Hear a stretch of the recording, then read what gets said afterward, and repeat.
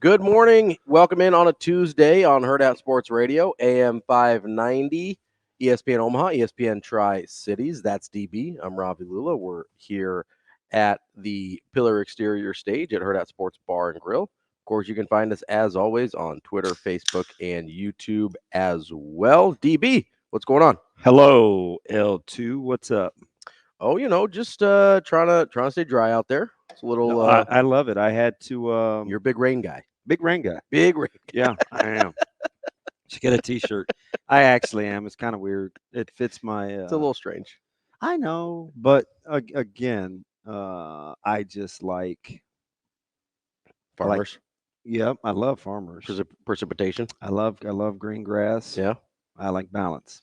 And I just so driving back yesterday or Saturday morning, I couldn't tell what it was for, but there were so many fire trucks and police officers on standby. I didn't know if it was for our officer in Ceresco, or they were waiting for brush fires, or I didn't know what it was for, but I felt like if they're waiting on like these burn areas, even if we were in high burn alert, I was like, these guys are on standby. Yeah, it's not great. We don't like that. No, my nephew's a fireman.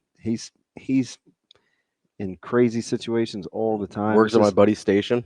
Yeah, so he's kind of moved around too, or at least he has worked at my buddy's station. I wonder who his grocery shopper is. You ever seen those guys grocery shop firemen? It's unbelievable. They like buy for the whole house, yes, right? Yes. And there's like usually a designated cook, 1, 2, or 3, right? Yeah.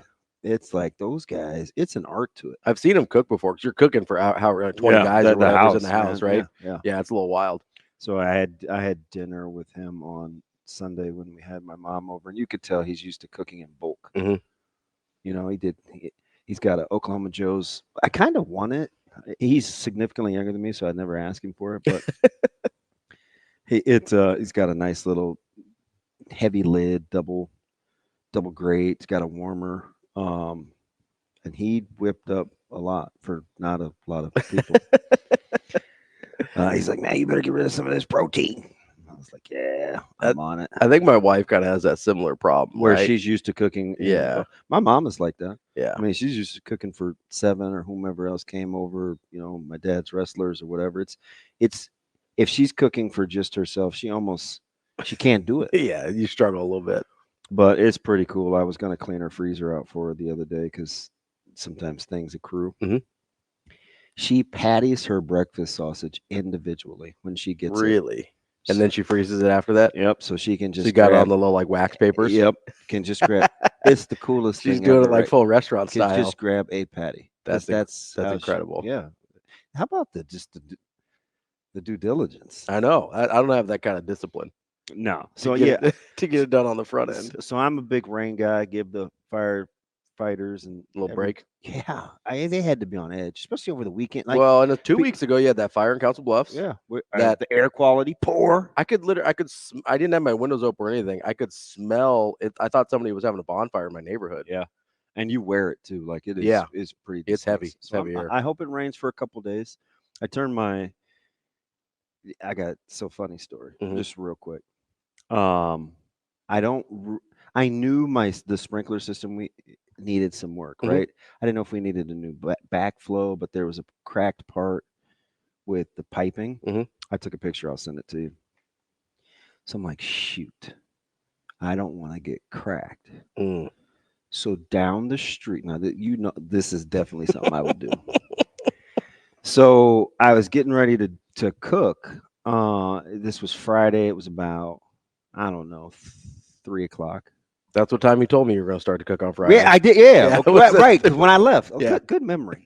Okay, so I listen to you sometimes. What was I making that day? I can't remember. I thought you were. Was it the country ribs? Yeah, it was the country ribs because you sent me a picture. Yeah, because I was like, what's a country rib? Okay, so I'm like, and nobody's home. Yeah. Oh, Caleb. Caleb was there, and he's like, "What are you doing?" I said, "You know what? I'm about to walk down the street, and so there's a sprinkler company. I'm not going to shout them out. That's working on another lady's yard. Yep. God is my witness. I knew exactly where this was going. I'm like, you know what? The worst they could tell me is no. This is exactly what my dad would do. So I walked down there, and I'm not gonna lie, like the guys that were on the job made it more inviting for me to go down there. Okay. Okay. Yeah, I understand what you mean. So I'm just being honest. Yeah, some shared background. Let's put it that way. Seemingly. So I knew the neighbor was kind of a fan, Okay. but I don't really talk to her that much because she's never out. Yeah. But sometimes when I'm walking around the corner, she has some cool things in her backyard, like some turtles that look like they're real, but they're I like really turtles. ceramic and Yeah. whatever. And so I like turtles. she wasn't Thank you, out, Shane. but I was like, oh my gosh, if I'm talking to her guys on the job, this is gonna be bad. Mm-hmm. You're gonna have to invest some time there. Yep. Yep. So it turns out I did talk to her in the driveway for 20 minutes. Well worth it though. So I said, hey, this is gonna sound ridiculous. I said, I'm with company X, and I kind of inherited them. I don't know how to do anything with my sprinklers. Do you mind like just showing me how to turn them on real quick? Yeah. I said 20 minutes, $20. I said, I'm cooking. I make you guys a meal, whatever. Guy was super cool. He was like, yeah, man, no problem. He said, $10. Deal. Hey, 1000%, right? Deal. So, he's like, hey, I'm gonna take my shoes off at the door, whatever. Caleb's down there in the basement, and he turns the knob, and one of the valves was left open. So a little water got in, and he cut it off. He's like, I don't know why they left that open. I was like, oh my gosh, does this dude know what he's doing? Does he know what he's doing? But, I'm riding. So we go out, and he turns a couple of things, and water's spraying all over. And I remember when they shut him down, the guy was like, hey, you're going to have to probably replace this piece because you have a crack here and there's something wrong with this part here. I'm like, oh, wow. Not trying to do all that. No, I wasn't. And I knew that the company that I called to come out was at least a week out. Short story long, this dude called his boss. Okay. His boss was on another job coming from Lincoln. This dude was at my house until 10 o'clock Friday night. He didn't get there until about 8. Dang. He fixed the whole thing for a fraction of what it was going to cost. Yeah. And it was so bad, or he was so good. He came back on Saturday. I said, hey, I'm gonna be with my little guy. We're coming back from Lincoln. I apologize. He's like, no, I want to see this in the daylight, because he literally was working and soldering. Like, I saw these little cool pieces. He was cutting pipe and fit. He never bought a new backflow. He fixed. He just fixed it. He fixed it, and he cut the extension part off. And attached it. He just bypassed the little extension. I didn't get a new one. He cut it off. He bent this piping and attached it. And I was like, oh my God, this dude is great. And he goes, man, you're weird. I go, no, I'm just captivated by stuff I can't do because I'm watching him like a 3-year-old. Yeah, because you're fascinated by it. I am. Yeah. And he's working in the dark. He came back on Saturday, and he's like, oh, this looks pretty good in the light. I'm proud of myself. He goes, hey, let's just kind of run them. Yeah. And I was like, oh, are you sure? Like, are you sure? Dude, fix my zones, set my sprinkler times. Man. So I was telling another buddy about this guy who is pretty popular in the city, who'd like to do some renovations around a couple of properties he has. One of them is a gym. And so we were just chopping it up. He's like, DB, I thought you were bringing such and such down to the gym. I was like, no, man, my buddy. I said, you got to see this guy. Like, he's doing some installs, some renovations. He's redoing a bathroom. I said, he reminds me of my buddy Chris. And he said, is he for hire? I said, I don't know. It's kind of weird. He's like, we'll bring him down to the gym. So I called him back on Saturday night because my sprinklers were, he didn't tell me that he set it for 5 a.m. and 8 p.m. to catch up. Yeah. So I was like, man, why are these sprinklers going off? He's like, nah, bro, just there's A and there's B. And I was like, man, I apologize. I feel really remedial. So I told him that this buddy of mine was interested in meeting him. And he goes, man, You get me plugged in with that guy at this store. And he said, I'll quit my day job. I said, don't say that, because this guy has a lot of stuff that he wants to do at his gym where, Yeah. so I hope it works out. But this dude did me a solid on a humbug when I was scared to death. But I figured, I'm like, what do I have to lose? Right? Like, the worst that they could tell me is, nah, It's like, man. no, we don't have time for that. Yeah. And they'd probably be cool about it. And No. the lady came out. I won't say she was like, "Are you bothering my foreman?" I was like, "Jay." And so then she and I ended up talking. Yeah. Because her sewer line snapped. Oh. So they had to come back and redo it, because I saw him do the install last year. Yeah.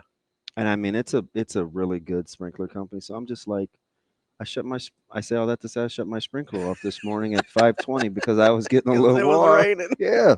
But there's like a lot of good people out here. Well, and so I think, you hit on something that I appreciate there, which holds me up all the time, where it's literally the worst they can say is no. Yeah. Like, that's how I got into this entire business, is I just kept bothering people until somebody put me on the air. Yeah. That's the honest to God truth. Do you remember what you said to me? Yeah. Okay. Yeah, I do. And I was We talked about it on a Dish-and-ish episode. and I was like, all right, that's a game changer. He was pretty transparent there. It was literally It was very disarming. It was literally the first time we'd ever done a show together. Mhm. And we'll get into Nebraska football at some point, but this starts to tie in a little bit. But we were doing a post-game Nebraska football show, and I could tell you were not excited that I was there, because you didn't know me from anything but Creighton. Mhm. It's exciting. And so I could tell, like, and Nebraska had lost, of course, and like there was a mood. And I was like, all right. Shane, is he talking about me?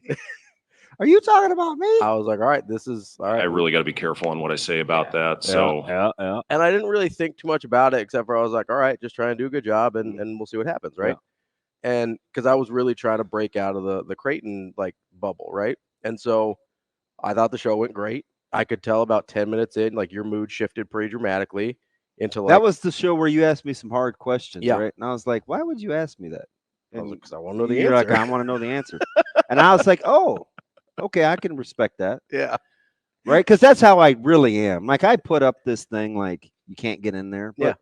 if you do, it's fine. Because that's probably where I prefer to operate. Mhm. I just don't like the wasty time, topical, superficial stuff. Yeah. Like, that's just not my. You also don't deal well with me asking you a question to get to my point.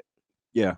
Well, and I can probably sense that. Yeah, too. right. Like, so when, like, if I'm just going to talk about a topic, I just need to talk about it. Yeah. Whereas if I'm asking you questions to get to my point, Mhm. that's gonna bug you. That's That's kind of a pet peeve. Yeah, and it's a skill I've learned to pick up on.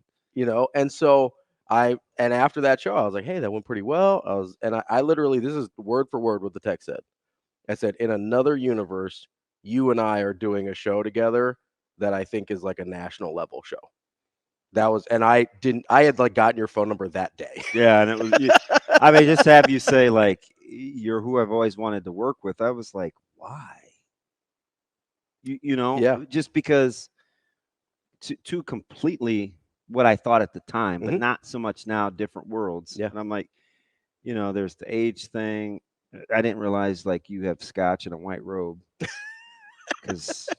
I think you should have been 60. Really more of a clear liquor guy, but that's okay. I mean, it's fudge. I am like an old curmudgeon, I'm like, though. this dude is like a bougie old rich guy. Like, something's wrong with him. But then sports happen. But it is a Nebraska thing. But and that's all to say, it's And like, and by the way, your guy reads Malcolm Gladwell. who? My guy? Well, I mean, you got to. Yeah, he's. You got to. I forgot he was a reader. It's I mean, we talked about this yesterday, and this kind of goes into some of what we were talking about with adversity and kids being willing to go through adversity, right? Where it took me 30 years to figure out, oh, if somebody says no, that's okay. Like that's not going to break me. Yep. Right. Yep. But and that sounds silly to say out loud, but that's No. kind of the way our brains work sometimes, right?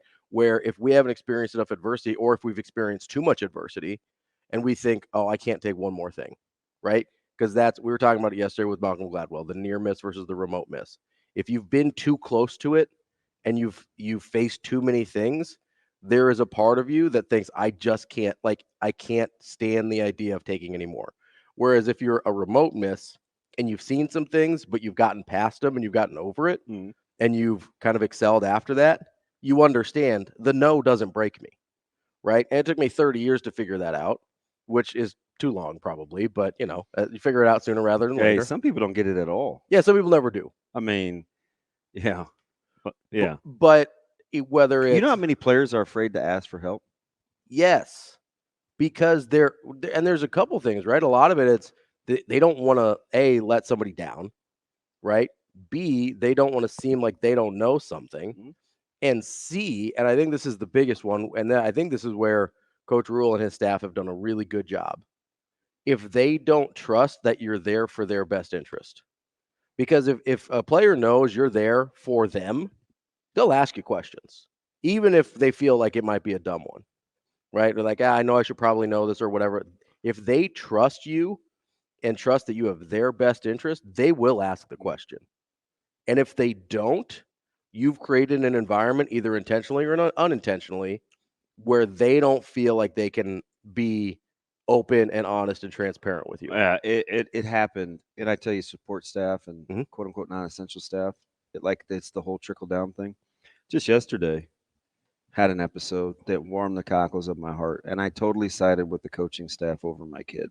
We have to. There's a lot of paperwork and stuff, and we're doing like housing because he's about to leave, and there's a lot. And remember I told you part of what he's going in June, probably, right? Part of the process is he's fairly naive. Some of that's my fault. Some of that is his own. But some of it's just you haven't had to do anything yet. Yeah, but one of my pet peeves that he and I always talk about is ask me the questions that you want to know the answer to. Don't assume whatever's in your head and you give me as little as possible as information that I'm putting two and two together. I said I'm too old for that. I told him that. I've told him that for 2 years. So he's filling out this housing paper, and apparently he's talking with Coach Felder, and Gus is super. He's a giant of a man. He's got the best smile in the world. Old school guy.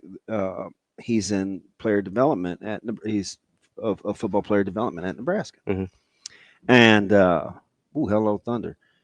And so they must have been going back and forth about housing. And Caleb was frustrated after he hung up the phone with him. And I go, what's the issue? He's like, well, he kind of just got into me about X, Y, and Z. I said, well, what's the paperwork?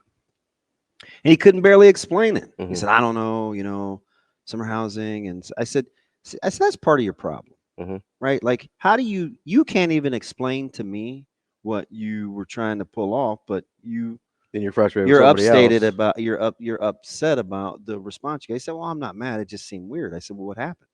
He said, well, he was helping me. And then, he's like, hey, trust me, like you can figure it out, yada, yada, yada. And then the day happened and Caleb did my number 4 pet peeve. Oh.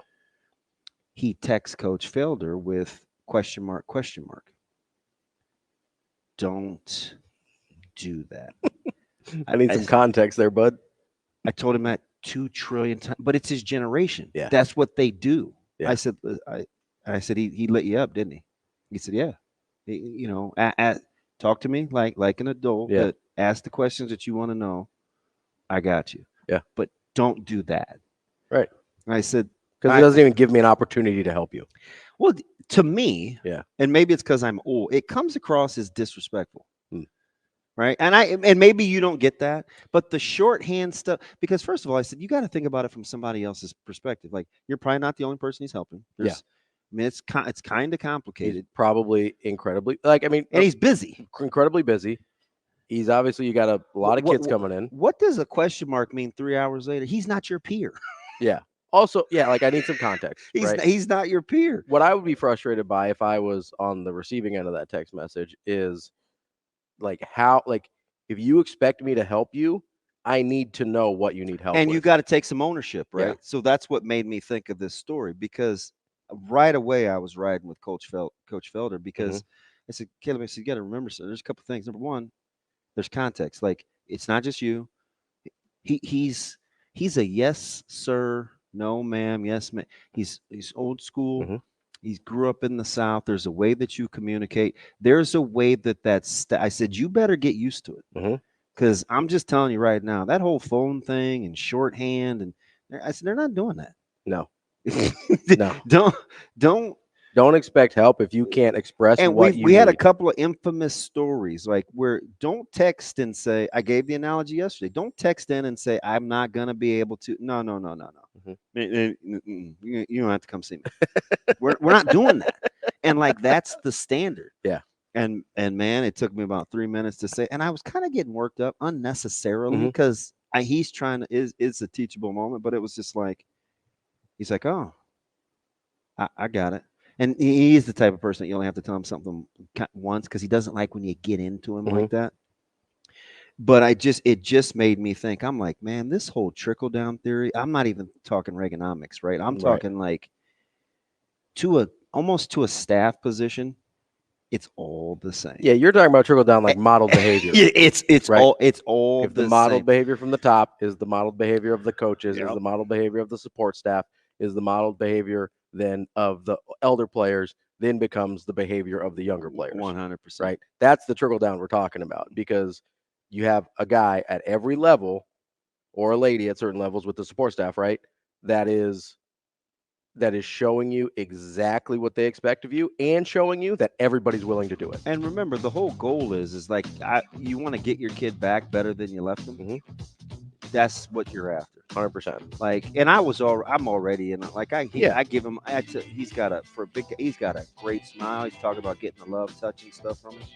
But do what you're supposed to too, or you're gonna get the other guy. You're gonna get the 6'6", 360-pound guy that will get in your cakes. Like, this dude was not having it. Yeah. I was like, yes, thank you. That's the thing people forget about teddy bears. They're based on actual bears, right? Yeah. Mess you up a little bit. Oh, get a little cuddly, but they'll mess you up a little bit. 100%, we got more coming up next. We're back here on a Tuesday on Hurrdat Sports Radio, AM 590, ESPN Omaha, ESPN Tri-Cities. We're live on Twitter, Facebook, and YouTube. That's DB. I'm Ravi Lulla here on the Pillar Exterior stage. Want to set up the show for you real quick. Coming up at 8:45, we're going to talk to Steve Aschburner of NBA.com as the playoffs start today. Oh, I skipped my guy. 7:45. We were messing around with times a little bit with Alex Sindelar. He will be up 7:45. Creighton and Nebraska. Well, they're supposed to play today. I don't know. I guess we'll see.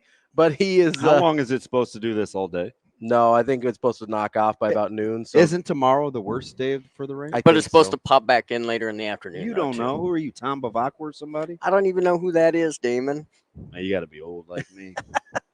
Yeah, so I don't know. It doesn't seem like they might be playing a lot of baseball this week, but we'll find out. Either way, we'll catch up with Alex Sindelar. He commentates for Creighton baseball. This is so beautiful. It's loud. I love it. It's not beautiful. There's a lot of things that are beautiful out there. It's 8:45. At 8:45, we are going to talk to Steve Aschburner, NBA.com, as the play-in games start tonight. And then we will talk with Mike Schaefer at Husker 24/7 at 9. We're going to definitely try and get to wide receivers today. I don't know. We'll see what happens. It's a crapshoot. We'll get to them before the fall, I promise. By August 31st, we will have been through every position group. I promise you that. Baby steps. Hey, that's all you need to know. Listen, long-term goals here. But I did want to address something real quick that came out yesterday. Our guy Greg Sharpe on Husker Sports Nightly told everyone that he has been diagnosed with cancer, so he might be missing in action as he gets treatment and stuff a little bit, and wanted everybody to know where he was at. And kind of it reminded me, kind of our conversation in the first half hour there, of talking about being transparent and things like that. And that's a hard thing to do when you're kind of a public facing person and you've got something really personal going on. Right. But I appreciate that he told us, because there are a ton of people who have never met him that care a ton about him. Mm-hmm. Right. And I think that's a powerful thing, not just in uplifting his spirits, but, you hear doctors talk about all the time, the more support you have, the better your chances are. right? It's not really something they can explain medically or scientifically. That it's just people with better support systems and that have their spirits lifted and things like that typically do better in terms of recovery. So I'm glad he told us just selfishly that it gives him a better chance because I know how much love he's going to get. I saw it on Twitter last night, right? From the people that care about him. And a lot of, it's in our industry, he's impacted a ton of people directly, right? I don't have the same relationship with him that I know you do, that our guy like John Bishop does, a lot of the people that we've worked with in the past. But just from interacting with him on the show, you can tell he's, this lovely, gregarious man. And obviously we wish him nothing but the best and are, hoping and praying for his speedy recovery and to hear him on the call against UTEP in the fall. But I just appreciate that he gave us the opportunity to love on him. Yeah, he, when I saw him on Saturday, and I have such respect for him. I almost feel like he would be mad at me for talking about him as opposed to like being uplifting and encouraging, because that's just who he is. Right? He's gonna figure it out. He's the gatekeeper. He's the caregiver. He's the one that babysits us, like literally corrals us. Right? He's got some characters. Yeah. Right? He's got my man Cole back in producing, and Russ and our engineers, and Jessica and me and Coatney. Yeah. Me and Coatney in the same room is like, yeah, it's like herding cattle, sheep, something like that. And he's the lion, the graceful one, the one that controls. Benny Mac is I love Benny Mac. He's just squirrely enough to be fun, but buttoned up enough to where it doesn't get off the rails too far. And when I saw him Saturday, and he had his arm in a sling, and he's standing by himself because there's only a handful of people there, right? And I just went over and I kind of pulled him in and I put my head on his shoulder. It's like this weird father-son moment, right? And I was like, "Hey, you doing all right?" And he kind of shook his head. He's like, "Yeah, I'm hanging in there." And I knew he looked thin, and I'm just like, do we need to talk? I didn't want to. Yeah. He's like, give me some time. So then, like, it changed my whole day, right? I wasn't super social to begin with because it was just me and my kiddo, but we kind of sat away from everybody else, and we were the only ones in South Stadium. Jess came over for a little bit and talked, and Vers came over at the end after he delivered all 2 trillion pizzas. And we just thought about it all weekend. And this is how close-knit he and Jess are, which is cool, right? I asked her, I said, "Man, you guys, like, this is," and I said this to her, I said, "This is killing me. Like, you got to say something." She said, "It's not my place." Yeah. So I said, "Okay," right? The scrimmage goes on. And I actually ended up leaving a little early. Okay, so full disclosure. And I told Burrs, I said, "Yeah, I'll walk out." Because sometimes, like, I'm just over it. Like, I'm so sick of, I'm just, something's always wrong with people like that you care about. It just seems like it's everywhere. Yeah. And I didn't want to be in one of those moods, right? It was a Saturday and it was nice weather. And I'm like, I always challenge myself to not allow other people's situations to impact my performance. Like, it's part of the gamification that I do with myself. I'm not gonna give you power to control my outcomes. Yep. But this one just seemed different. And I didn't think he was gonna make the announcement yesterday. I thought he was gonna wait a little bit, but he explained why he made it when he did, because he didn't want to. Yeah, you could tell he didn't. He's so good at that stuff. And I told him, yes, I said his poise and his strength in delivering the message is exactly who he is. There is no, because I always say this, men typically don't get their flowers while they're alive. It's just not. We talked about it last week. It's just, we just don't. Like, we'll we'll spend 8 or 9 minutes in sad times, and we'll tell you how good somebody was. We don't appreciate while they're still around. Yeah, we don't say, "Hey, man, you're really good at what you do," or "Hey, thank you for being you," or we like. And I wish we were better at that. Mm-hmm. But for him, and I just, I told him in real time. I said, that is so you. Like, you have no idea how just to be able to sit up there with a microphone, under control, and just go there was inspiring. Like, I didn't sleep a wink. Yeah. Right. And I'm just literally, and it's like, if he can do that, it's kind of how I felt about my niece. Right. You see her smile, and she's lost her hair. She's got these big blue eyes, and it's just like, if they can, I got zero excuse. Zero. Fight. Yeah. Right. So, you watch this his delivery last night, and you're like, hey man, whatever, all hands on deck, right? We gotta, like, whatever. And he's so beloved because that's just who he is, right? He takes care of everybody else.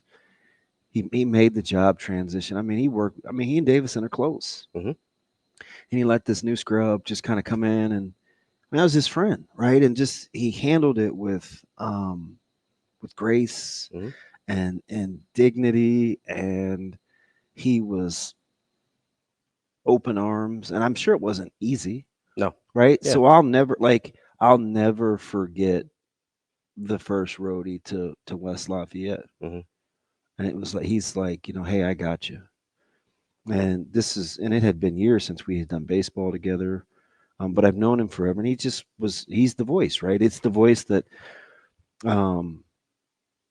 brought us into this century, right? Since what, 05 or 06 or. Yeah. And I'm just thinking, just the way he handled that's all you need to watch. That's exact. I'm telling you, on the road, picking where we may eat, like, that's just who he is. And he's going to fight like crazy. And he just want to do as many games with him as I can. That's all I know. We don't let this thing ride, and anything he needs, he knows he's got from the state, and he's got a ton of loved ones. So nothing but love for our guy Greg Sharpe, and anything he needs, like you said, I'm sure the entire state will wrap itself around him the way he's embraced everybody in the state as well. So nothing but thoughts and prayers and love for our guy Greg Sharpe. We'll be back with more Hurrdat Sports Radio. Wrapping up hour number 1 here on Hurrdat Sports Radio, AM 590, ESPN Omaha, ESPN Tri-Cities. We're live on Twitter, Facebook, and YouTube. We're live here on the Pillar Exterior stage and joined on the Hurrdat hotline by Alex Sindelar, who commentates on Creighton baseball. And, you may have heard him. He filled in for DB a couple weeks ago. Alex, what's going on, buddy? Oh, not a whole lot. What's good on you with you guys? We're hanging in there, man. I can't believe you took one for the team and hosted with this yahoo, like, and you survived too. So that's pretty cool, man. That's pretty cool. I appreciate that. Yeah, I don't know how you keep him at bay. I don't. It was tough. 3 hours with him on one day. I'm like, I don't know how you do this every day. Well, props to you. Yeah, he's mean-spirited. He's kind of a bully. You got to come in and have your head on a swivel. But you guys were kind of joined at the hip for a while. That first hour when I was driving down to Lincoln, I was like, man, they're just going all in on my guy. Like, this is – I told him, I said, you're a better person than me, because he knows I'd have cut him off like 20 minutes into that rant. Yeah, see, I'm not as strong as you, DB. I mean, it's just tough. I'd have been like, okay, man, we're moving on. You got a shovel. You put my guy 6 feet under. All right, Ravi, knock it off. And I told him to. I think I said after, I go, you totally took advantage of me not being there. Yeah, you're like, I wouldn't have put up with that for. Yeah. But I didn't realize. So, A-Train, I got to tell you, I didn't realize it was going to be such a big deal for the next couple of days. Like, people talked about that story or whatever it was for like a week. And I'm like, well, maybe I got to get over myself like that. It's probably a bigger story than I thought it was, because I couldn't care less, so it wouldn't have been for me. But apparently everybody else thought that thing was a big deal, so maybe I was the one in the wrong. Yeah, I have no clue. I'm still trying to figure that out myself, and I don't know why it's carried on as long as it has. But I don't remember which one of you geniuses said it, but I'm going to say it was you because I know it wasn't Ravi. You probably somebody said, you know what, they need Coach Rule to win in the worst way so we can get over this, right? Like, because if he wins, we can stop talking about the past failures, right? Yeah, I mean, winning fixes a lot of things, but I think winning also lets you forget about the past, at least momentarily, because you can at least live in the moment and enjoy the moment, as opposed to looking back and saying, you know, did we go wrong? Did we screw this up? You know, that whole defeatist attitude we had. It's like, if not him, then who?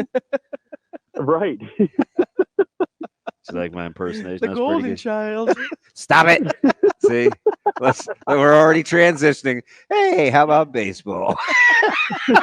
Ravi was getting ready to settle in and sink in his seat with the barbs. I'm not going to let him. What'd I do? I didn't do anything. I'm not going to let him. You know, just kind of funny that he thought he grew older and wiser, and then declined to talk about any of the things that may have caused that to happen. Stop it. It's just weird. It's just weird. It's just weird.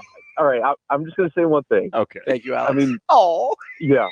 I'm just going to say one thing. I mean, it was a 70-minute interview, and there's maybe 5 pull quotes that he got from the interview. And it's like, what else did they talk about? Yeah, for that. That's what I'm wondering. I'm like, what did he leave out of that? In a 70-minute interview, and you get 5 pull quots. So what we're saying is he left out most of it. Stop it. I mean, maybe he didn't think the Golden Tee tutorials were necessary to the article. See what he does? This is how he manipulates the show every morning, Alex. Hey, not to go all Ollie Williams. I know it's going to rain, but are we going to get – I think we get the game in, right? I mean, this is – it drains well. It will be covered. I think the rain maybe goes away. What's your gut tell you? You think we get this one in?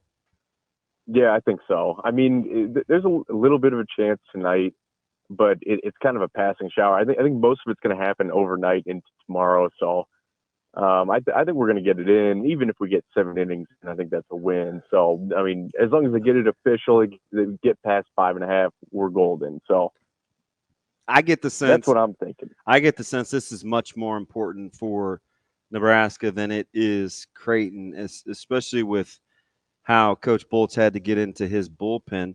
It seems like roles have reversed with Creighton's success, where we would always set over-unders on the amount of arms Creighton's staff would use. But do you get the sense? I mean, this one's play to win tonight for both teams. Yeah, I mean, I think with both weekend series that they're coming off of, Nebraska at Rutgers and then Creighton at Xavier, I think this plays more of a monumental role in how they get momentum going on. I think Creighton needs this in a big way as well. I mean, you go to a little bandbox that Hayden Field is in Cincinnati, where it's 355 to dead center and 320 down the lines. It's like you're playing in a children's ballpark at that point. I mean, you can go down to Millard and basically play in the same exact dimensions. I think the biggest field at Millard is actually bigger than that, if I recall. I think you might. I think be it's right. like 380 to center on the big field. Yeah, so I mean, you go in from that little bandbox, and it kind of shakes your confidence a little bit, especially since they didn't really get the bats going on Sunday. You know, they got them going a little bit Saturday. You know, as they finished up the delayed game from Friday night into Saturday morning, and then the late Saturday game. I mean, they put up runs, they hit home runs as you're supposed to do in that ballpark, but they just couldn't get it going on Sunday. So I think that's going to be kind of a big deal for the Jays. And then Nebraska kind of the same way. I mean, the wind was blowing straight out into center out in Piscataway, and you know, the Huskers got the offense going a little bit, but they just weren't able to finish the game off. I mean, this is both teams, they have a bad taste in the mouth. I think it's going to be a good pivotal point for both of their seasons tonight, even though you're throwing midweek guys, even though the guys are probably tired from all the travel. I mean, this is one that you kind of have to get up for, and you know, to play it in Lincoln. I mean, that's going to be huge for Nebraska. Alex, how much do you think the previous result in this game, in this matchup between the two teams a couple weeks ago, factors into this? Because a lot of people walked away from that one saying, it seemed like Creighton kind of had that extra level of intensity in that game. They were obviously able to come out victorious. Do you think that Nebraska kind of counters since the way it went and coming off of that loss in Piscataway? Yeah, everyone always calls this Creighton Super Bowl for whatever reason, but it's not. I mean, I agree. Ed Service loves this game. I mean, he doesn't even refer to the city of Lincoln as Lincoln. So this is big for him because, I mean, he's been at Creighton since the late 90s, and he knows how much this game means, in terms of recruiting, in terms of just his pride with the game. And so he just really looks forward to this game. He really likes it. And so it's always been interesting to see, like, when Darren Erstad was at the helm at Nebraska, it always seemed like it was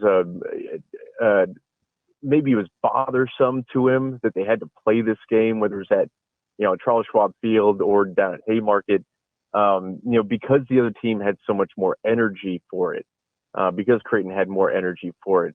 And so now I think with Will Bolt at the helm, I think he needs to get his guys rallied, his guys to understand, hey, this is an in-state thing. This is the Jesuit school in Omaha, and this is the big state school in Lincoln.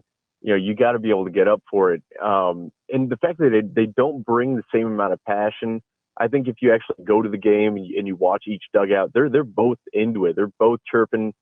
They're yelling and screaming at each other. I think it means a lot to both of them. It just seems to mean a little bit more for Ed Service, and so it's going to be interesting to see if Will Bolt's able to get his guys up in Lincoln, to kind of get that same energy, to meet that same energy level. And obviously success breeds confidence and it breeds that energy. And so, when Creighton gets up and they rally and they get a big strikeout, obviously they're going to show a lot of passion. They're going to show a lot of emotion, especially in this one. But, Nebraska's got to do the same thing. They got to counter with that energy. They need to bring what Creighton brings. And I think that can propel them to, a little bit more of a win, but also just to get their juice back. I mean, it's going to be a big thing for them going on for the rest of the season. Yeah, Nebraska's losers of 4 or 5. They'll roll out Caleb Clark, who has had his struggles on the bump, and kind of a tale of two pitchers a little bit with Nissen. What do you think? What are Eli's strengths coming into tonight? Is he's going to have to try to be the cut stopper, like you said, to try to regain momentum? Yeah, and Eli's he's in an interesting spot too, because Creighton's their entire starting rotation for the weekends has been completely blown apart. I mean, Dominic Kinslary, I mean, he hurt his shoulder. He was their Friday guy, and so now they've had to have this patchwork bullpen.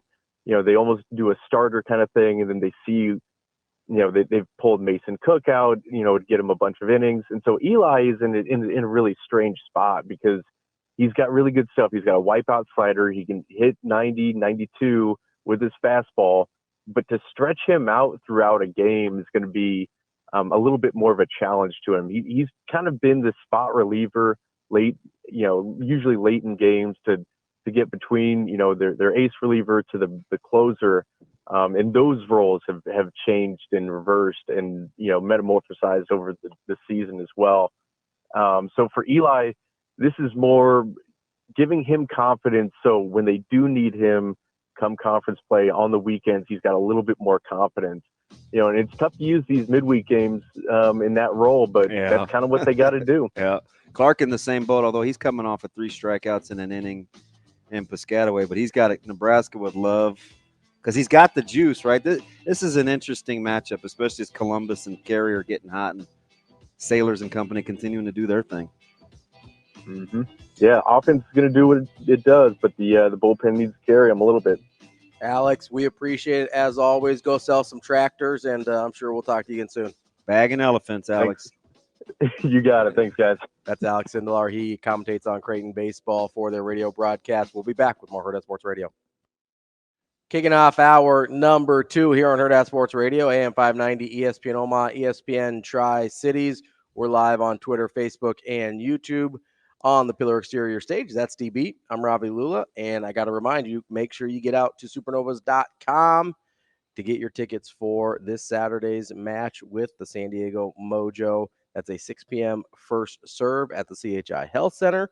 You can also find out the rest of the Supernova schedule. If there's a There's only 3 total home games left, including this one on Saturday. You can get some merch. You can get some information about the Pro Volleyball Federation Championship, which is coming to Omaha as well. Make sure you go to supernovas.com for tickets and more information.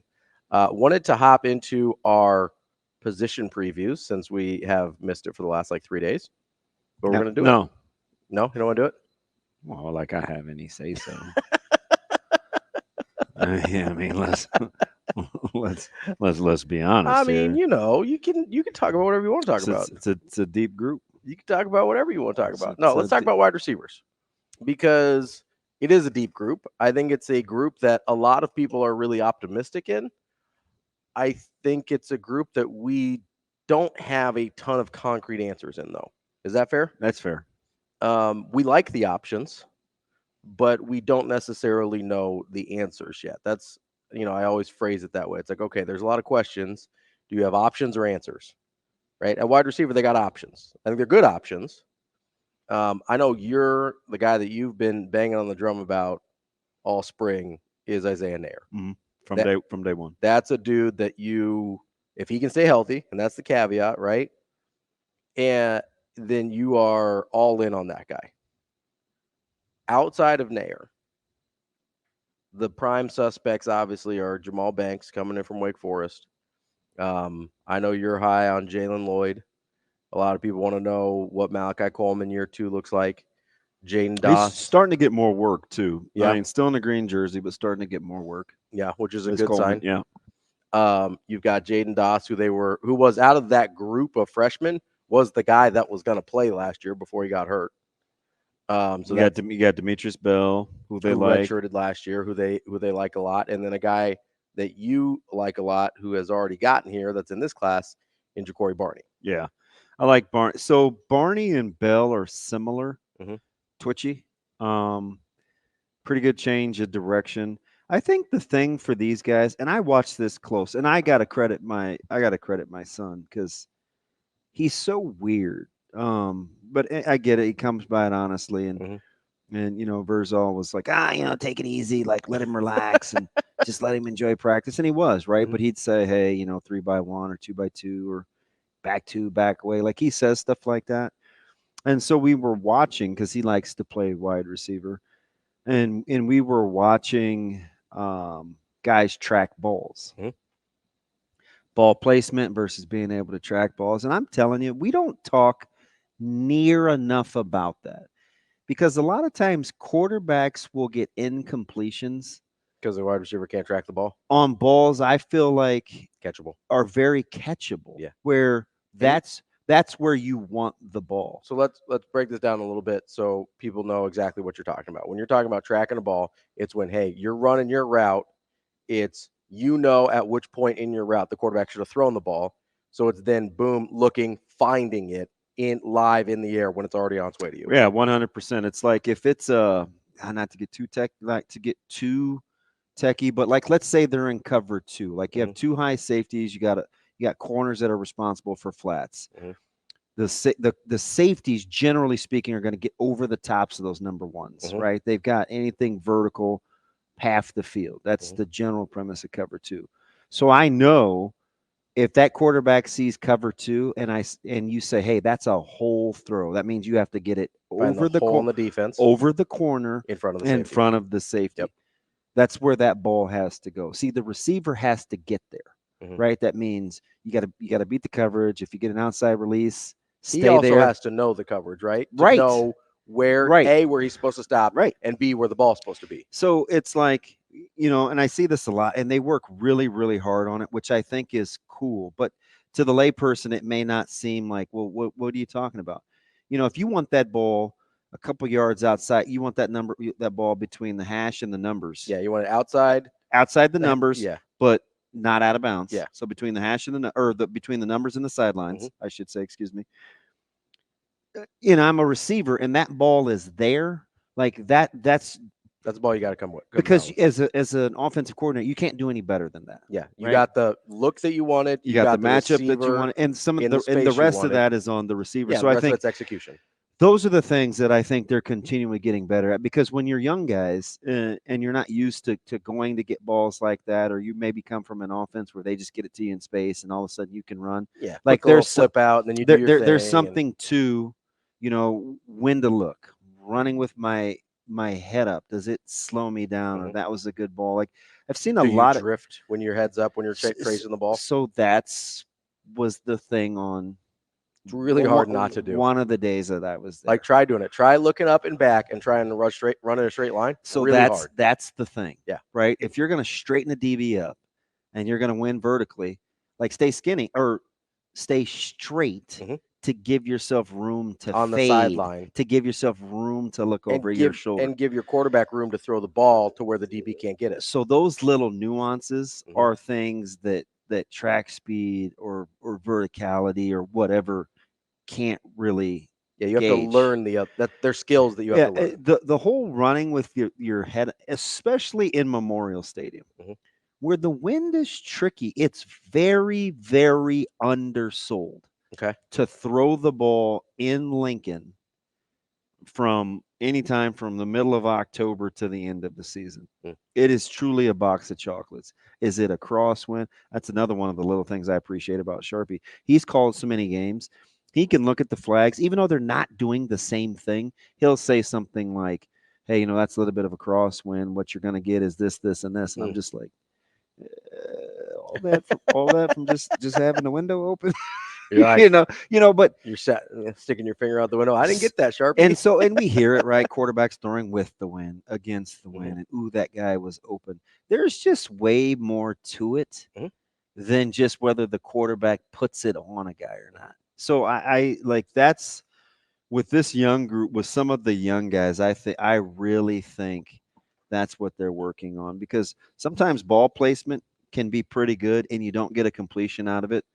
That's when you just have to you can't be so results oriented. You have to look at the process too. Well, and the thing that we never talk about with ball placement is it's entirely dependent on where the wide receiver is supposed to be and them actually getting there. And is it a man beater, or are you in man under, where you may have a chance to initially run, but then there's going to be a sitting defender, like stuff like that.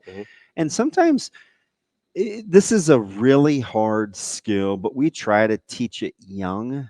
At least any place I've been or within my own household, right? Like running through the catch. Where instead of like slowing down and going kind of choppy feet for the ball. Yep. Yeah. Or you may get a collision impending, but make the DB play through you. Yeah. See, that's not something for everybody, but if you learn to do that, you're either going to get penalties or DBs avoid you. And we say things like this: oh, that should have been a pick.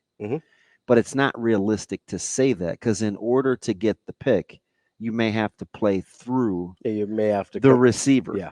And which means so it looks easy to say on TV when we're like, oh man, you should have had that. Well, you playing through that guy? So especially now that some of the guys that they're dealing with are pretty big bodied. Yeah. But you know what? So not all. Like some of these guys up close are different than I kind of think they are when I'm watching them on TV. But I think those little nuances are things that the young guys you just don't get naturally. So and it's always funny, because it's like, well, just send them on a go route, or you don't have two routes that this guy can do well. And it's like, yeah, that's cool. But the defense knows that too. They know that they haven't seen any crosses. They know that they haven't seen any digs. They know that they haven't seen any over routes. You're either getting stops or goes, right? Like it's part of the evolution for Jalen Lloyd it's route running. Like what happens when I'm not on a vertical or, a little skinny post or something like that? Like, am I straightening guys up? Am I stemming them? Am I running after the catch? Or Malachi Coleman on like these shallow crossing routes? Yeah, 100%. So because Malachi Coleman has physically everything that you would want out of a wide receiver. Well, you watch a guy like who's a good example? You watch a guy like Demetrius Bell's footwork, and you're like, oh my gosh, this guy working in the slot would be a nightmare. A little different, but right, there's sitting down, there's where's the soft spots, there's throwing guys open, there's again running through the catch. We get these. I would tell these these stories about. I remember we were getting ready to play. I always use Bellevue West because that's just an offensive concept sometimes where it's like, okay, right, if they can do this, they can. You have to give up something, right? Because the concept is pretty sound. So it's like, okay, what are we willing to live with, and can we tackle these guys in space? Yeah. And I would say, so it's their passing offense, and I kind of like Millard South's concepts. They're tough, but they have a few, especially this year, they'll have a few more options. Yeah, in the passing game for sure. Right. So so when you're looking at what you'll give up, that's okay because you can't stop it all. Like there's a reason there's positive yards on offense. So when you're looking at, okay, where are we vulnerable? What can we do? Like defenses know that too. So the cat and mouse is now, okay, can we mix it up enough? Or can we sometimes you just have to guess right. Sure. Right? Yeah. It's like if you're in a 3-by-1 based on tendencies. Yeah, if you're in a 3-by-1 and he's at the bottom of the numbers, you know that that one receiver is probably going to work his way out. If he's at the top of the numbers, he's probably coming inside. If he's got weight on his front foot, he's probably pushing vertical. If he's a little relaxed, he's not in a hurry to go anywhere. So teaching guys those tricks of the trade so they don't have those tells. Like you watch these DBs and they get quizzed. They're looking at all those things. So immediately when wide receivers break the huddle, what are you giving away?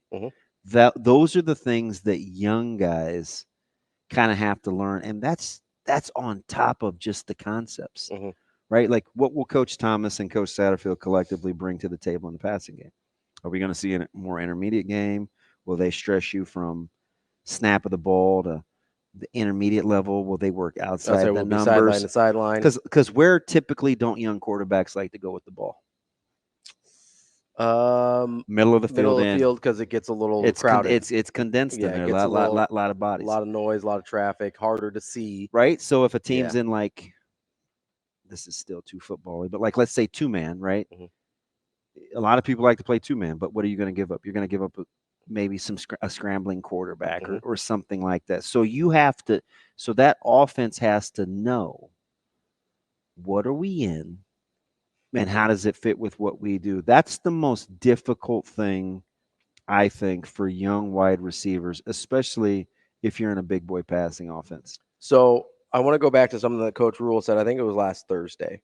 And what you were talking about reminded me of this. And somebody asked him about the passing game. And he goes, the passing game is about the intricacy with which you're able to take advantage of what the defense gives you. So I didn't even hear that. But see, that's what I'm saying. That might not be an exact quote, but that's pretty close. That's what I'm saying. Right. So there'll be some things that we would give up to and that's what we talked about the scaffolding to Millard South or to Bellevue West. Yeah. They just have to be willing to do that more times than not. Yeah. We're not going to give you what you want, but you can take some things from us. And if you can beat us doing it, I mean, we talk about it with Creighton basketball all the time, right? Like with the way that Coach McDermott runs his defense, if you can make mid-range shots all game, you win. Yeah. That's it. That's kind of the premise. Yeah. Like if you are able to beat us doing the thing we want to give you, congratulations. So, you know, so it's like conceptually, and we know, so we had to go back and we had to look at all this film from 7-on-7. And people kind of roll their eyes at 7-on-7, but there are just some route concepts in 7-on-7 where a school like Millard South is going to be built to have success. Right, where you have an over route, you have a backside dragger, you have a little stop route, where you can see clearly. Like those things are going there. That's a very difficult team to beat in 7-on-7. But what happens in real games where you can kind of game plan, then it's more reliant on, okay, can the quarterback see it? We're going to give this up, but can they see it? But do you know where it is? Yeah, and 7-on-7, it's almost impossible. It's like, shoot, man, you better make a play 1-on-1 because they got fellas. Right. Yeah. Right. Right. So, but when you're playing 11-on-11, you can make things a lot muddier. So for the quarterback. That's the difference between transitioning from a really good 7-on-7 wide receiver, cornerback, even DBs for that matter. I watch Miami Raw and we watched 7-on-7 this weekend for 2025s and stuff coming, And I'm like, you know what? That route is great. That will never work in. Yeah, because the QB's never going to see it. And that will never work in 11-on-11. But you can see a lot of individual talent in skills in route running. Right. I just one of the better kept secrets that never really got a chance to really do his thing. He's one of the best wide receivers that I've seen come through here in the last handful of years. Was what was it? Was it Kyrell? Was it Jordan Bellevue West, number 11? Oh, he was unbelievable. Yeah, and the thing that made him so good was not only was it his running after the catch, it was his route running. He would know where to. He cooked us once on a backside, and we had been giving it up. I mean, we're like, there's some things we're willing to concede. He kind of sensed it, and he cooked us, and he did it repeatedly. So then it's like, oh boy.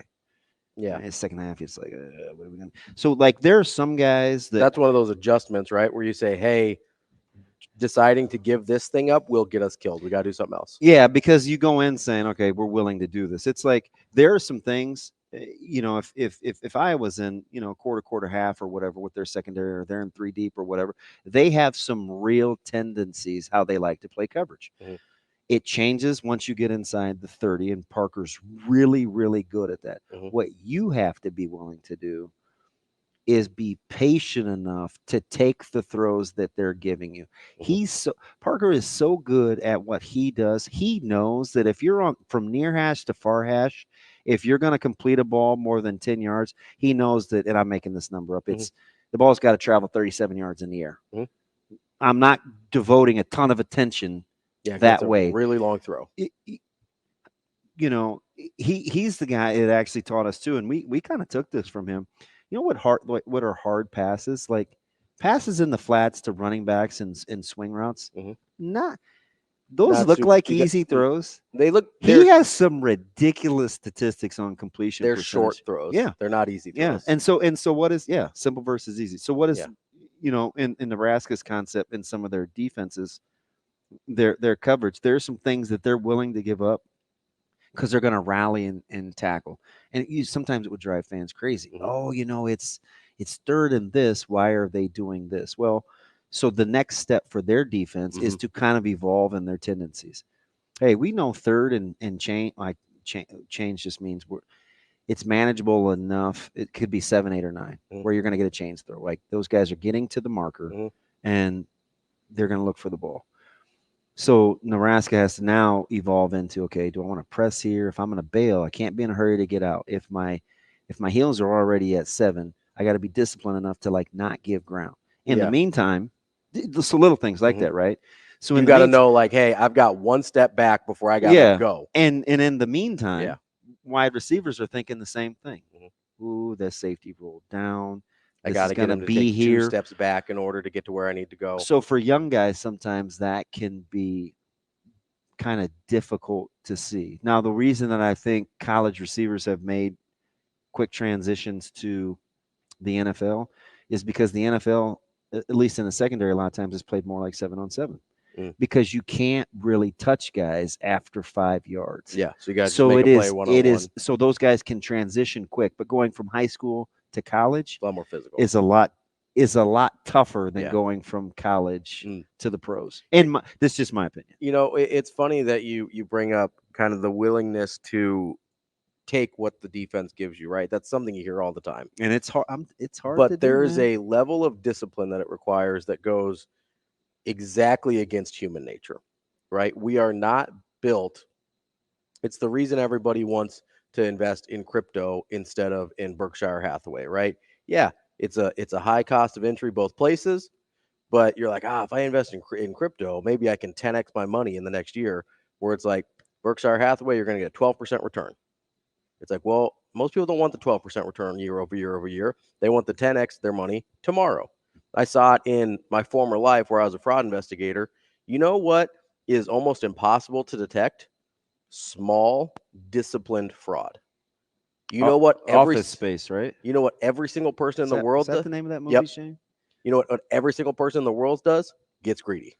So every single person gets greedy. That's the only reason anybody gets caught is because human nature does not allow them to just continue the slow bleed to do the small thing that Selfish. is. And again, it's kind of like a defense. Fraud systems are generally set up. Don't do fraud, by the way. Fraud systems are generally set up to give you something in the sense of because you can't stop everything. I don't know kind of like what they like how they were going to grade or what happened on set. I thought for the lack of chunk plays and big pass plays, I thought the quarterbacks threw the ball better than their results would yield. So that's what you're talking about. Is I truly and again, now I'm listening to my 14-year-old, but it's just us, so we're just talking back and forth. But it just seemed like the balls were better than the results. So that's something that a young group. Okay, did I fade? Once I stemmed him and straightened him up, what kind of room am I giving my QB? So you can see Coach McGuire just coaching his tail off. It's just like doing the little thing. I like him a ton.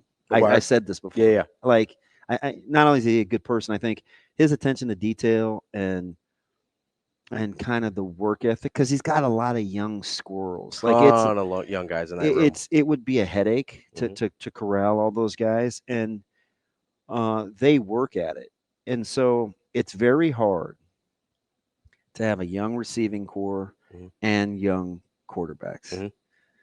Right. So it could take some time potentially, and I don't know, but it could take some time before. Plus, you got new eyeballs with Coach Thomas and things like that. So I think the wide receiver evolution is. You made a good point earlier about what was the answers versus options versus answers. Yeah, you got a lot of options. We don't know. You don't have a ton of answers yet. We don't have any answers yet. Yeah. Let me ask you this. Got about a minute left here on the wide receiver talk. Out of the young guys, is it fair to say that the guys that are able to do the little things best are the ones that are going to get on the field? Over and over again. So add that. Like consistently. Who can embrace repetition? And then let me ask this. Because if you can hang in there and not have to sub out, I would never listen when we're in 10 personnel or whatever person, make the coach pull me out. Yeah, don't volunteer. Yeah. And if I can work in the slot or I can be an X or a Z, like do that too. Like be on the field as much as possible. Don't be the guy that runs like 3 routes and is looking to the sideline. Yeah. Like, so being in elite level shape is part of it. Last thing real quick. Is there a young guy that you've seen that you really like in terms of being able to do a lot of these little things? There's a couple guys I think that can get there. Okay. Yeah, for sure. That's what I like to hear. Yeah, it's going to take some time, and they need live reps. They need to get smoked by a DB every now and again too. Yeah. Right? I mean, no, it's not the end of the world. Yeah, Gifford and them guys patrolling the middle. Near misses versus remote misses, right? You got to know that the bad thing that happens to you isn't the end of the world. Snatch your soul back there. We've got more Hurrdat Sports Radio coming up next. We're back here on Hurrdat Sports Radio, AM 590, ESPN Omaha, ESPN Tri-Cities. We're live on Twitter, Facebook, and YouTube as well. And I want to remind you, that's DB, I'm Ravi Lulla, that using your seatbelt saves lives and prevents injuries only if it is worn properly. Make it click. This message from the NDOT Highway Safety Office.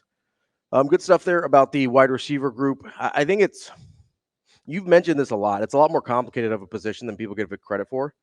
They think, oh, well, hey, just teach them to run a post or teach them to run a go route or whatever. Other people know that too, right? Right, yeah. But also, even if they do know those things, it's really hard. And this is kind of one of the impressive things about Coach Rule and his staff to me is their confidence in being able to take a guy from being just an athlete, a guy that maybe hasn't played that much football, and actually having the ability to go through and teach them all the things you talked about, right? Because that's the hard part. And wide receivers never get criticized for like not finishing at the top of their route. Like when you're done, you're not open yet. Like again, running through the catch or giving yourself working room. If I'm running a fade and I straighten you up as a DB, I don't want to fade when I look up. I don't want to fade unless the ball takes me there because I want working room. Yeah, you need. So once I straighten you up, I don't want to be running at an angle. I want to straighten you up and then fade to that pylon to give myself as much space as possible. Anything, right? You kind of want to bring the DB inside so that you give your quarterback a lot of space to make that throw, so you can fade if you have to. And I talk about it like it's a lot easier than it really is. It is one of the most, in my opinion, one of the most difficult football skills ever. But moving to the outfield and returning punts. So returning punts is the one that I thought about. Returning punts is the one I thought about when you were talking about knowing that some guys just tracking a ball in the air, and then knowing that, like, hey, while I'm not looking, I might get hammered here. Yeah. That's the thing that reminded me of, was like, it's like a punt return. Yep. More than we realize, right? And just, we call them like window catches, right? Where guys stick their arms out, thumbs in, and they picture catches is what we call them. And we chart them all the time for receiving groups, because we know those are teams we can get the ball, we can knock the ball away. Because you get how DBs are taught now. They play through your arms. Yeah, just rake the arms. They rake your hands because the technique has changed with how you got to cover to just blow somebody up anymore. And they're elite level skill guys. So you kind of have to be, but you have to be in position enough to be able to pull those off. But those are, like, we count batted balls. Yeah. Right. And those are different than balls that you get your hands on where you can actually get a turn, get a takeaway. And, receivers got to own some of that too. Right. It's, like, some of that ownership is on them. And I think it's difficult for young receivers to run through catches, run through the ball. If you want to know how hard being a wide receiver is, I just go do their most basic skill. Look backwards and up and run. I always tell people, just go outside, run in a straight line. Yep. And looking backwards and up. Yep. And let me know what happens. 99% of the population can't do it. Yep. You're going to go to where your head takes you. Yeah. And so the minute you look up, it's going to be like fade to black. You're either going to fall down or you're going to end up about 8 yards out of bounds. Yep. That's how it's how I feel about hockey, right? Like, the most basic thing in their sport, skating around, is harder than what most people can do just in regular, like, shoes on the street. Well, right? My buddy Nate Coleman one day put me on the show for about a week. Went to the little place where Deal Field is off of Military. Okay, yeah. So it's like 70th and Military. There was a rink in there, and it hurt me like no other. And I'm like, then you watch some of these guys the last 25, 30 years, it's like, especially as the sport of hockey has changed, where, like, skating is at a premium, and it is an unbelievable skill, and they do it in their sleep. Yeah, it is just the bare. I think about it with, like, water polo too, like, just treading water for 2 hours. Like, what are you doing? Yeah, brutal. It's like when you can't do as a human, you can't do the basic thing that they do, and then do all their sports skills on top of that. I'm like, hey, hats off to you. I like that, by the way. About eight. What is it? About eight yards out of bounds. That sounds like an album title right there. No, you're thinking of Creed. That's 6 feet from the edge. Oh, my bad. Almost. You almost had it there. Oh, Lord. That's one of the reasons why. And I said this, and we're on the heels of young wide receivers, right? With Hayes committing and Jackson Carpenter. And I said this I was talking to Foreman about this. A guy like Jackson Carpenter, I don't care that I know his dad. I don't care that he was a teammate. Again, I'd rather be right than well liked. If Jackson Carpenter was at Millard South or Bellevue West, Jackson Carpenter is easily a 1,000-yard wide receiver. Now listen to what I'm telling you. He's a 1,000-yard wide receiver. He is an elite level athlete. His ability to change directions and go get a ball. He was a sophomore, and they were kicking our tail in the first half in the playoffs. And I remember in pregame, I just wanted to meet him because I knew he's a carpenter, right? And Lockjaw, or Tim's his dad's is a great dude, and So I'm like, hey, your film is great. And they had an older quarterback. And I remember, shout out to Keith Mann, because when we were going to West Lafayette, it was my first roadie. And so it was a couple years ago. And Keith is really familiar with a lot of the teams in Lincoln, and Southwest had just played Millard West. And he and I are just sitting on the plane, and we're talking about Carpenter and the players and Jamel's son, Williams, and just the type of game that it was. And I think Millard West ended up coming back to win that one or something like that happened. It was, like I said, it was 2 years ago. But anyway, we just kept, and I said, Carp's tape is nice. Like, he's kind of sudden in and out of his breaks. He's pretty smooth. And he's like, yeah, if we just got to find ways to get him the ball. Mm-hmm. And I was like, oh, okay, that's neither here nor there. But then we ended up playing him. So, of course, you get the last X amount of games. If you're creative, you can get a few more in the old Huddle archive. Mm-hmm. I'm like, this dude is really, really, and they had another good wide receiver opposite him.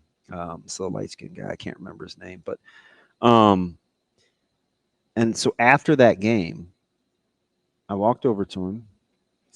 This is totally unsolicited, right? I just walked over to him. I said, hey, I'm just telling you, bud, if you stay with this Mm-hmm. and this is what you want to do, in a few years, you'll be able to write your own check. Mm-hmm. He's very great. He's obviously, Tim's wife must be fantastic because he's a good kid. He's like, appreciate that, sir, whatever. We're looking at this guy. I'm telling you, if he was anywhere else Mm-hmm. and had the number, because he doesn't have, statistically, Yeah, he doesn't have the numbers, but anywhere else, some school in Kansas or Missouri or wherever, and he'd be a 60 catch guy for like 900 yards. You'd be like, oh, he's 14 touchdowns. Mark my words. And you know what? He's got a no disrespect to that offense, but he's got a freebie year to learn. Mm. He's so raw. He's incredible. I mean, and that's the template of guys that rule once, right? Ask anybody from our secondary 2 years ago. Yeah. As a sophomore, he could run. Yeah, huge catch radius. Well, he's 6 foot. He's 6'2", so he's a big kid. He never lets it get. He's just. I'm sure as I'm sitting here on April 16th. Happy birthday, Mom. He is way better than any. And I'm not even going to say the critics, because I don't think people just know enough. But don't get it twisted. This isn't some nice feel good he offered, like legacy offer or whatever. It's not that. Well, it is not. He can flat out run, and he's explosive. All you need to know is 6'2", ran a 10.700 as a sophomore. Dude, I'm telling you, 10.7 as a sophomore is bonkers. Wow, he can go get the. If I'm not telling anybody to coach. If he's, I'm getting this guy on tunnel screen, some smokes. Mm-hmm.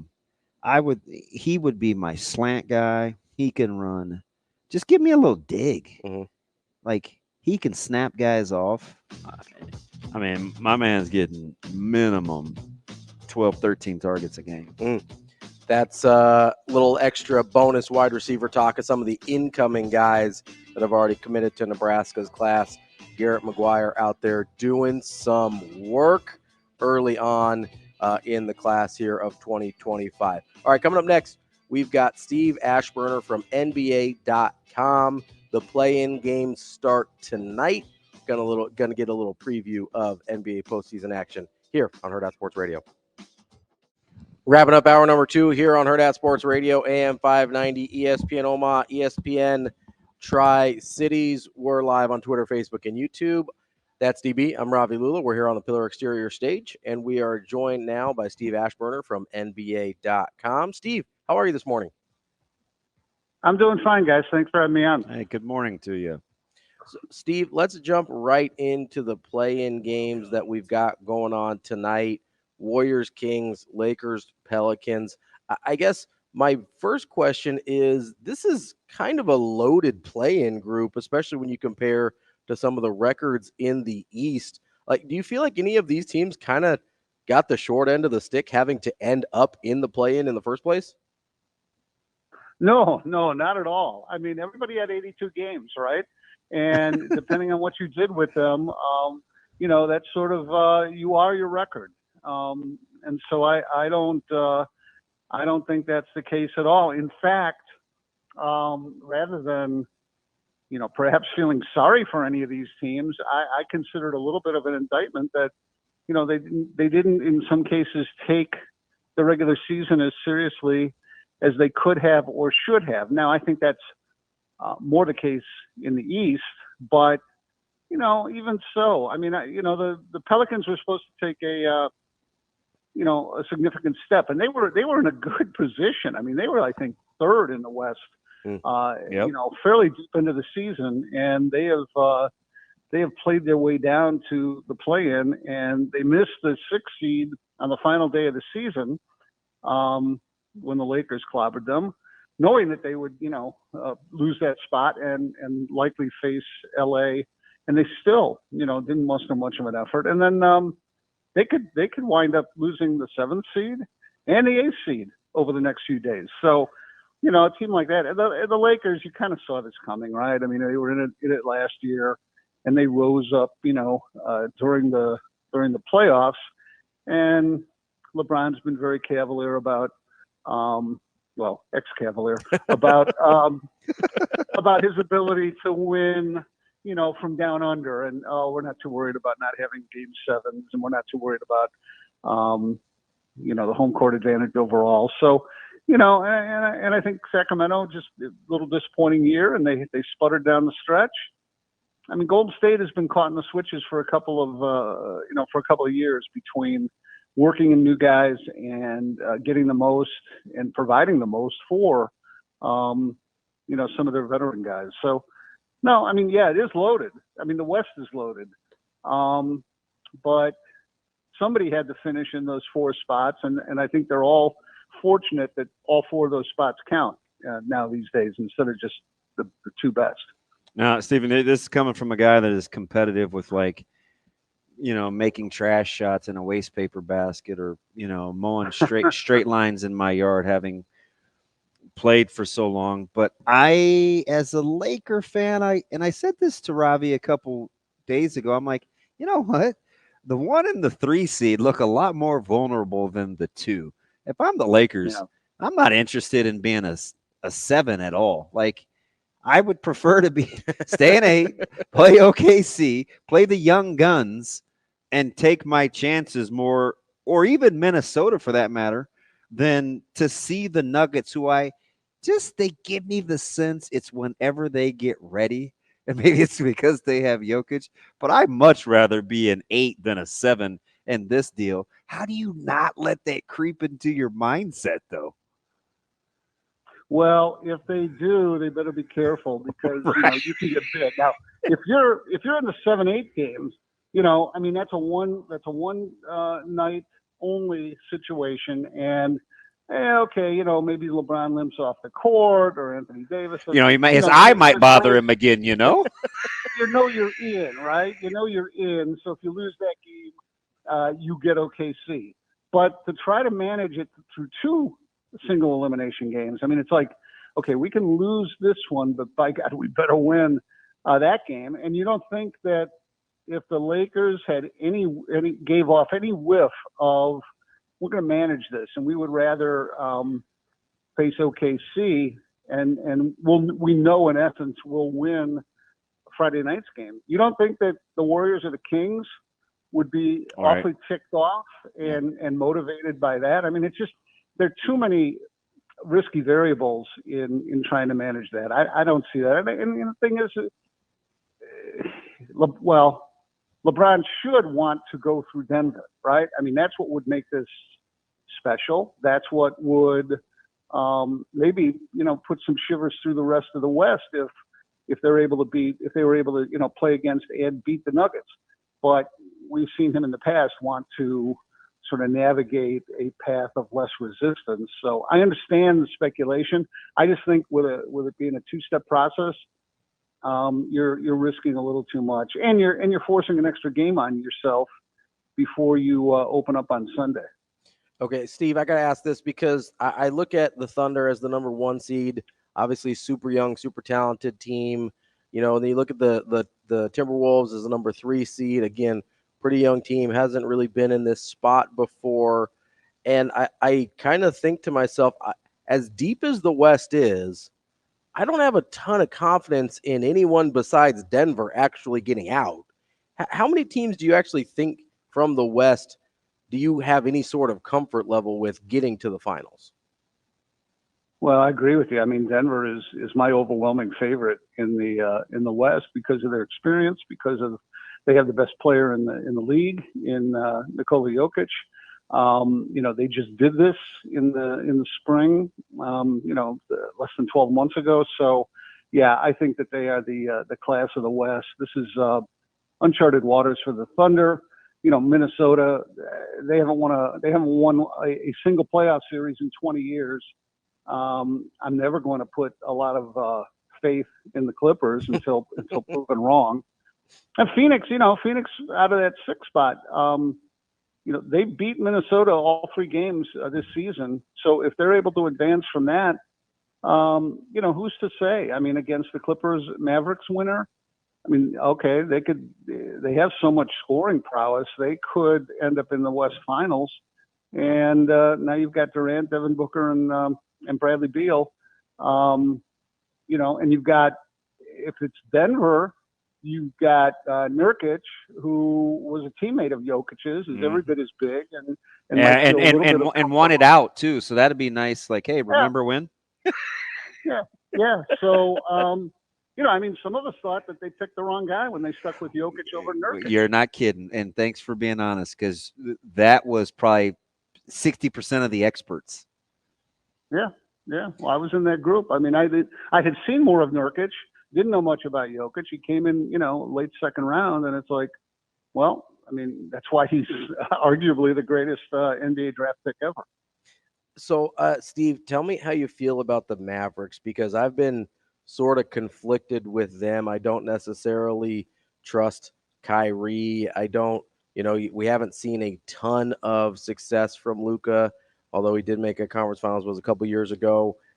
But I'm sort of looking at the landscape here, and I go, do I think the Mavericks maybe have the 2nd best shot out of anybody not named Denver? Well, I would say 3rd perhaps after Denver and Phoenix. The Mavericks are a handful, and when you've got Luka and Kyrie, I mean, if it's a close game, you got to be sweating bullets if you're their opponent. I mean, both those guys are shot makers. They're able to get to the foul line. They can do things with the ball that, very few of your opponents can do. So yeah, I mean, I think that they're a force to be reckoned with. Now, I'm assuming that the Clippers match up pretty well, and if they can't, lock down one of those guys, I mean, that would be a surprise. I think that if Kawhi is able to play, we're hearing that his knee is not quite ready for that. But if he's able to play and be himself, then he can be put on anybody who's being the particular problem that night. I mean, Dallas has some nice pieces, and the whole Gafford edition, has been a godsend. They picked him up, mid-season, and he's been able to click with Luka, with Exum, whomever. And so, yeah, I like their team. I haven't had to pick that series yet. And I frankly don't know who I would pick right now. Hey, so in similar vein, I got to get to the East real quick in our final 70 seconds here, right? Obviously want to maybe avoid Boston, but the 76ers and the Heat are in the same spot. But let me ask you about the 2 seed and the 7. Would you rather be, can they both, 13 in a row combined, would you rather be the Knicks with Tibbs' playoff history or Embiid and the 76ers knowing you don't know how long you may get him at a high level with 2 teams that are playing good basketball at the moment? Well, I like the Sixers. I mean, Boston is the class of the East, and the 2nd best team all season out East has been Philadelphia with Embiid. And we didn't see that team much, but we do get to see it now. If he has got more rest than Russ, I think Philadelphia is a dangerous team. That's Steve Aschburner from NBA.com. Steve, we appreciate your time, and I hope you enjoyed the start of the playoffs tonight. You got it, guys. Thanks, you. Steve. Steve Aschburner from NBA.com. You believe in the Knicks? No. Is it the Tibbs thing or the? It's the Knicks thing. Oh, Brunson. Yeah. It's the Knicks thing. I mean, until I see it. No, I'm with you. You know, Makes there's sense. Institutional knowledge I can't get rid of there. Coming up next, we got Mike J. Schaefer, Husker 24/7. Kicking off hour number 2 here on Hurrdat Sports Radio, AM 590, ESPN Omaha, ESPN Tri-Cities, KFOR in Lincoln. Live on Twitter, Facebook, and YouTube. That's DB. I'm Ravi Lulla. We're here on the Pillar Exterior stage, and we're joined by Mike Schaefer from Husker 24/7. Schaefer, how are you this morning? I'm good. How are you guys doing? Mike J, how we doing, buddy? I'm good. I'm You just saying doing that? well. I'm awake. I'm alert. I have How's some the understanding little of one? what's going on today. Attaboy. How's Yeah. the little one doing? He's good. He apparently was angry overnight. We started bedtime too early, so he woke up too early. So it's all our fault. You know, the That usual little stuff. trial and error never hurt anybody. He should be Yeah. tickled after what the Guardians did to the Red Sox yesterday late. I mean, it started We don't got to talk about that. with 2 in the 7th, and you're like, that's going to do it. Then they tack on another 2, and then I think another 2, 6-0 on Boston Day, man. That's what's Yeah. more un-American than that. It's certainly my favorite Patriots Day since Paul Revere. So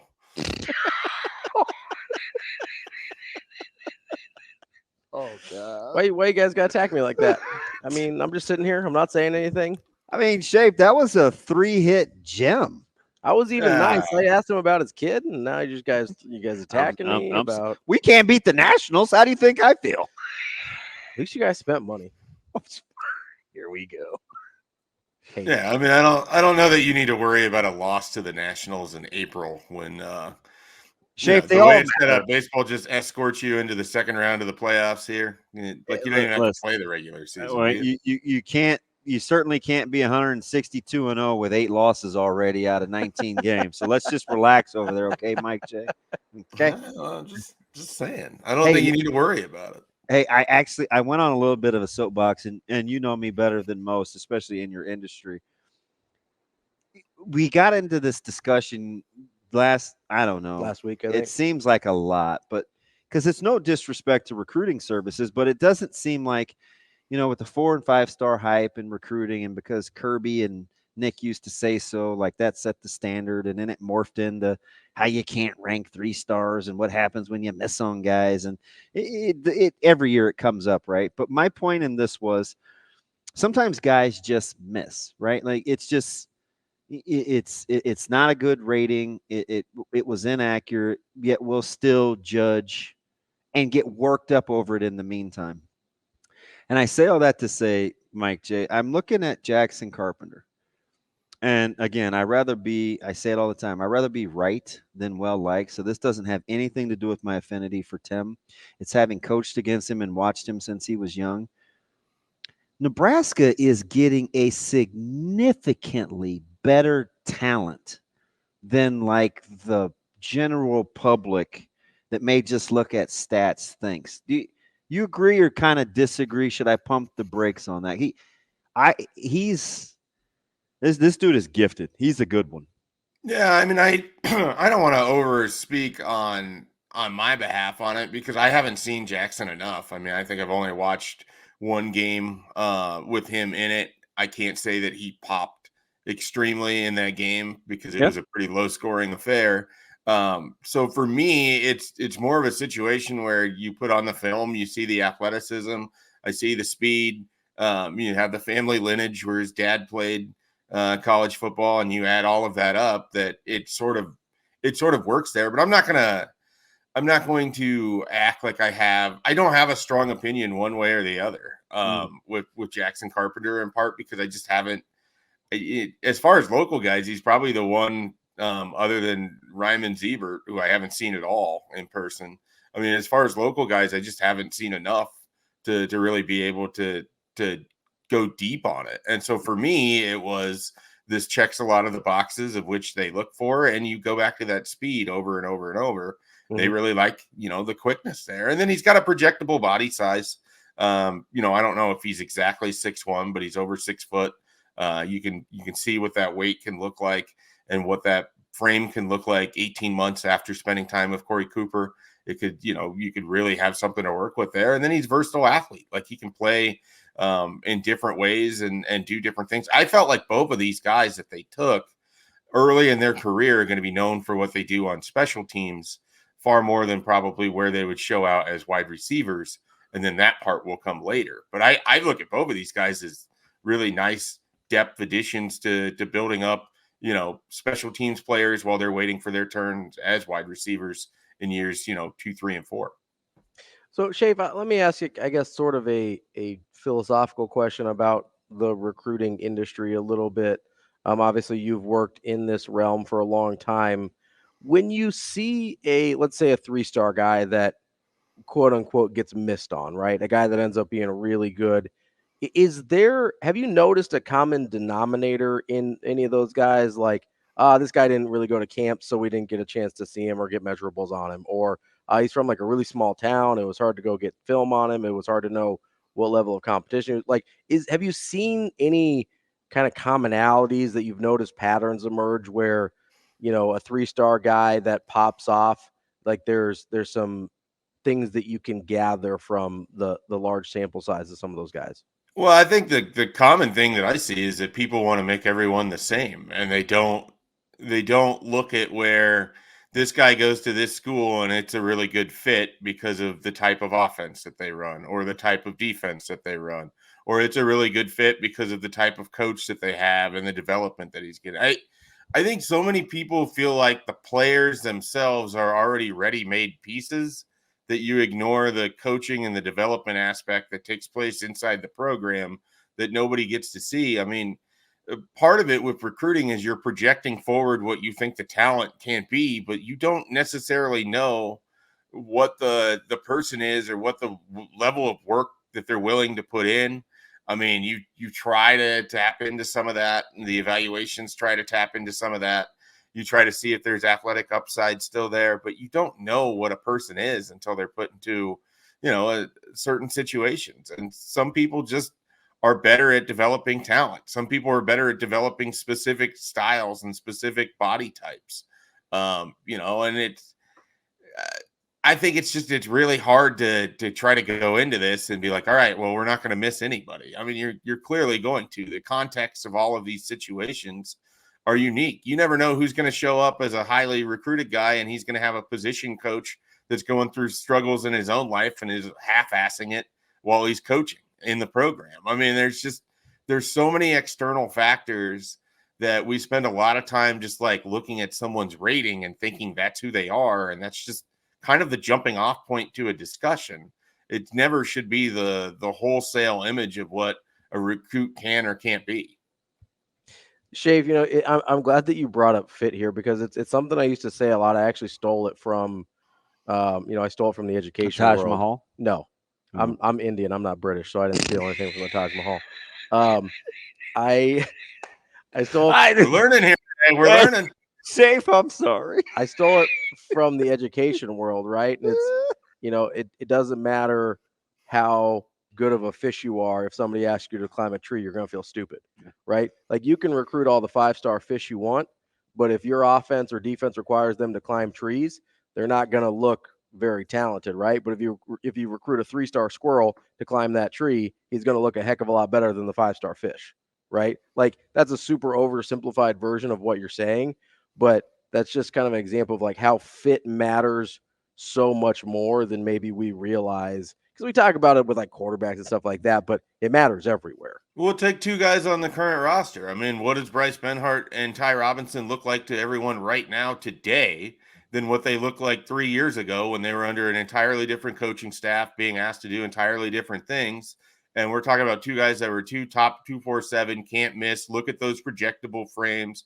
Look at the body size. You know, there's no character concerns for either one of them. And yet, if you ask someone in 2022 or 2021 their thoughts on Bryce Benhart and Ty Robinson, I guarantee you're not getting lavish, you know, oh man, these are especially Benhart. You know, so Some of it is time too. Like, and we're super, super guilty of this in the recruiting industry and the fan bases as well. And the analysis world, we want everything to work on our timeline, and it doesn't work that way. It works on the time of which things can come together and they happen.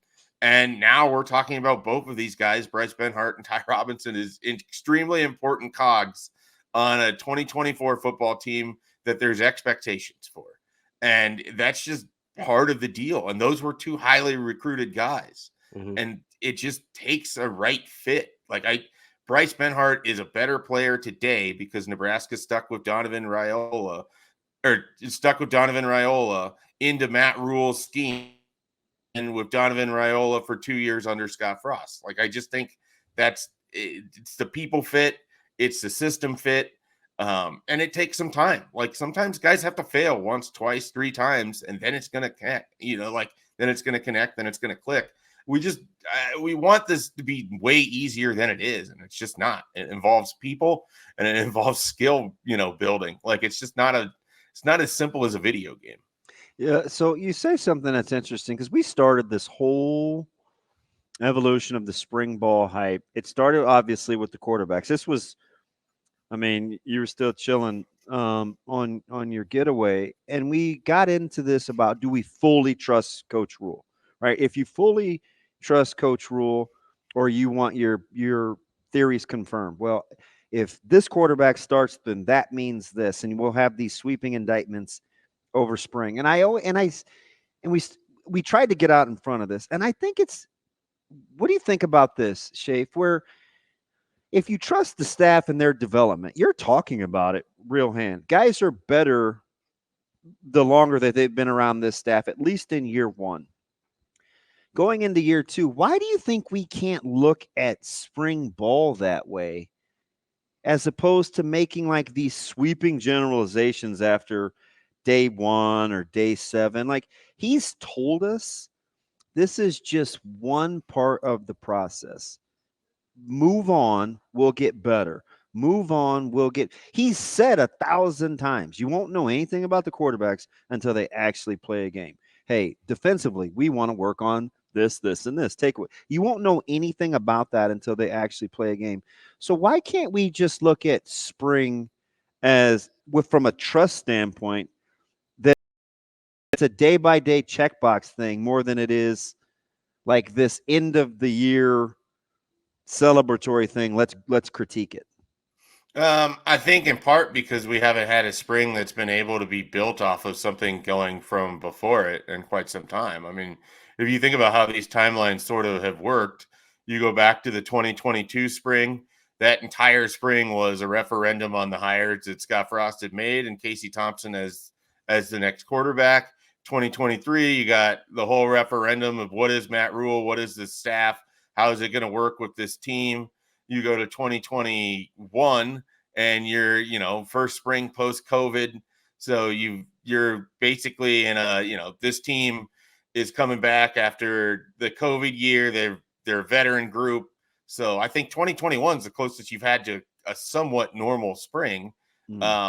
And so a lot of it is also just the desperation of the season has now seeped into the off season in every conceivable way. If Nebraska misses on someone people are excited about in the transfer portal, it seems to hurt even worse right now. I just think, remember the bad mouthing of Judy? Well, they see there's a reason he's not playing in the SAC, and now it's like MJ Sherman. Oh God, man, Judy could be pretty good. Yeah, I think a lot of it is people want. And they want it now, and the spring is not when you get now. So we create conversations built around now, but there's really, there's a finite amount of things that you can truly talk about and assess this spring, and especially when they're in a building mode, and that's kind of what it feels like they are. They put a foundation down, and now they're starting to build on that foundation. And this is what you want from your program. You want to be building forward. You don't want to be going through the wholesale change every spring. Well, so Schaefer, that reminds me, because I remember last fall, where Nebraska starts off 0-2, Colorado starts off 2-0, and people are clamoring, why can't we do it the way Dion did it? Why can't we get good right away? It took Dion overnight, blah, blah, blah. And guess what the final records of those two teams were, right? Nebraska ended up with one more win over the course of the season than Colorado. Now, is that a place where Nebraska wants to stay at 5-7? Of course not. But I think it's really hard for Nebraskans to separate this year, this staff, this team from the last, I mean, I'll go the last 20 years, but especially the last 7. Yeah, but you have a coach like telling you how you should look at it. I understand that, but you know what I mean? So if we're just that doesn't change how people feel. Yeah, but if you trust, you trust, right? But okay, so let's turn that around before we get too far down that line. When's the last time this fan base got to trust a coach, Damon? Implicitly trust the coach and believe that they were going to get what they put into it out of it. I would probably say Bo. So we're talking a decade now. Least. Yeah. I mean, almost 15 years. Yep.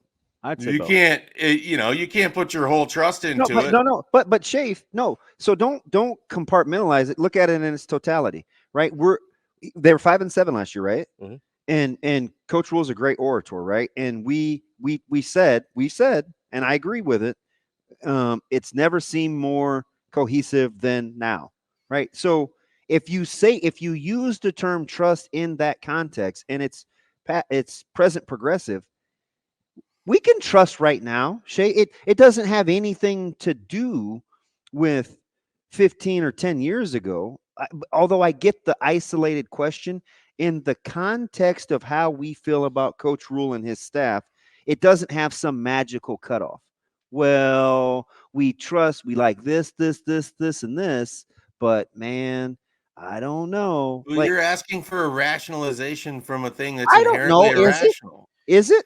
I think we're talking about a certain level of, and I don't use this term lightly. Yes, you do. No, I really don't. Probably do. I use What do you think, Schaefer? Before he says it, what do you think? Think he's using I don't know.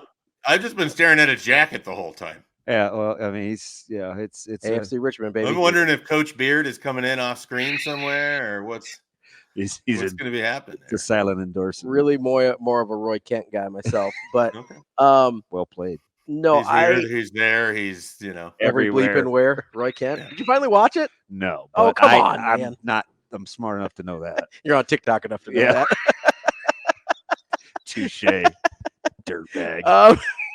No, I think there's a level of, and I don't use this term lightly because I get it's a real thing in way more serious situations, but there is a certain fan-ish level of like PTSD that fans can't shake from other coaching staff. So yes, we may say, hey, we like X, Y, and Z from Coach Rule, and we think we trust him in this, but there is something in the back of our heads from the last decade that you look at and you go, yeah, but, and you're just waiting for the other shoe to drop. And because you're waiting for it, you're searching for it. Well, I just think being hyper paranoid about waiting for something to fail, I would argue, is less healthy than. I'm not saying it's healthy. Not to time out. Then I'm not grading you before you put your fist up. Gee, many Christmas, like Mike Tyson, man. Shay, but what about just going along for the ride? That's kind of in essence what I'm saying. We already had like this mythical cutoff point. Well, I'm all in until. And that unto itself is unhealthy. Yeah, I think what you want to do right now is you want to debate how people are. I just want to take it day by day. I just want to take it day by day. Like don't. No, I'm not really saying how to be a fan. I'm saying with spring, you have a young wide receiving core. You have young quarterbacks. You are unsettled at your most infamous position at running back, right? Mike Schaefer here for running backs. It's amazing that I love you so much. He hates running backs. But anyway, I don't hate them. I want them to play better. Like there's a big difference there. I certainly don't hate them. How excited can we be about? And I mean, are we banking on the off? Like, how does it move our emotional needle so much if you just simply look at the data? I can't speak for everyone. I don't know what it's like been for your show and the reaction that you're getting. I feel like on the message board and certainly with the people in my own life, there's been a pretty muted reaction to the spring as it is anyways. Like, I don't think there's this is all anecdotal. Mm-hmm. I don't know that people are too up in arms about anything right now, because I think there's a pretty heavy kind of wait and see, like, I need to see what this looks like, or I want to see what Dylan Raiola looks like on a consecutive plays without it just being hand selected and put on Twitter from the Nebraska football staff. Like, I think that is more of what I've experienced than there is the like gung ho, everything needs to be fixed today. Because I think a lot of people were like, all right, they had 5 wins going into the month of November and they turned into the same old team. Like, it doesn't, I want to see what this team looks like when we get into the fall more than it is the conversation of the spring. Now, again, that's more anecdotal for me. I don't know what it's been like for everybody else, and it might just be I'm surrounded by people that are a little bit more muted on it than they have been. Speaking of, reliving or living in the past, at what point do you think Nebraska you probably don't, or maybe you do. Do you even look at Nebraska's schedule versus where they are today? It almost seems like, boy, that takes a lot of nerve to be able to do, but you could easily convince me why we do it when you see the way the schedule breaks, right? It appears to be much more advantageous than it has been in the past. But am I cool with saying, I don't even know what we're getting to earn the right to look at that compare and contrast? Yeah, I think that's fair. I mean, I think one of the dangers is always you want to extrapolate what someone's done or what it looked like last year to how it's going to look like next year with these college programs. And really, it's a week-to-week thing sometimes. I mean, the version of Nebraska in October and the version of Nebraska in November, wildly different in some parts. And that was within the same season. So if you try to look that far ahead in the spring to what it's going to look like, it's kind of a fool's errand. But it's also sort of fun to kind of try to preview and discuss these things way out in advance. I honestly, one of the things right now, they've changed the schedule so often, I couldn't tell you how their Big Ten play even lines up right now. Like, I know they start off with UTEP and then Colorado, and then after that, it gets pretty foggy for me pretty fast. Did you pay attention to the portal yesterday? Did Colorado have an exodus? Did I miss that? They had several guys who played last year go in. I don't know exactly what it means. I don't think that's a particularly healthy program, and I don't think we're going to spend as much time talking about them in 2024 as we did in 2023. But we'll see how it goes. You mean you think losing 8 of their last 9 after they were crowned champs? You don't think that was a place where they're super healthy and good to go? Yeah, I think that people are going to be less interested. What happened yesterday? I get it was the first day that the portal opens, but man, they just started. I don't know. Maybe Dion had his meetings that he didn't attend, where players were told that they couldn't come back. Well, if he had meetings, we certainly would have seen video of it, because pretty sure. Well, he didn't attend the meetings. They had meetings. Yeah, because I'm pretty sure acting head coach, whoever it is, had meetings. Pretty sure that guy doesn't do anything that doesn't end up on camera. So, Schaefer, we only got about 30 seconds, but has your mind shifted into, from what you've heard and been able to glean, of the position group that interests you the most now, or is it still the same? It's still, I think the wide receivers are still the group that interests me the most right now in the spring, just because of the amount of talent and how it all could kind of work together, and just kind of the unique styles that they have inside that room. A lot of different players, a lot of different options. He's here. He's there. He's every bleeping where. Mike Schaefer. That's Mike J. Schaefer, Husker 24/7. Thanks, Mike J. All right, guys. Have a good Tuesday. That's Mike Schaefer, Husker 24/7. I mean, hey, that was pretty good, right? On the fly there? Yeah, that's creative. We will be back with more Hurrdat Sports Radio coming up next. We're back here on Hurrdat Sports Radio, AM 590, ESPN Omaha, ESPN Tri-Cities, KFOR in Lincoln. That's D-Beat. I'm Ravi Lulla here on the Pillar Exterior stage, where you can look at us, look at our beautiful, bright and shining faces on Twitter, Facebook, not mine, and YouTube. Well, you're on camera too. You can also go out to our friends at Warhorse Sportsbook. You were hearing Steve Aschburner talk earlier. I was expecting more. You were looking live, Damon. No, not so much. Can I do my thing, or is that cool? Yeah. Okay. Yeah. You go to our friends at Warhorse Sportsbook in Lincoln or to Horseman's Park in Omaha, where you can place. But you hear Steve Aschburner, NBA.com. Get a few nuggets, no pun intended, about the NBA playoffs. Think you want to play some bets? Go and see our friends at Warhorse. You can place live bets, props, parlays, in-game, whatever you can think of. You can bet on pretty much every major sporting event. If you have any questions, go to warhorsecasino.com/sportsbook for a full list of details and house rules. That's Warhorse Sportsbook. No bets, no glory. You see what my man TK said to me? What TK said? He said he'd rather see the Nuggets late than early because of wear and I tear. thought he said the opposite of that. Did I miss that?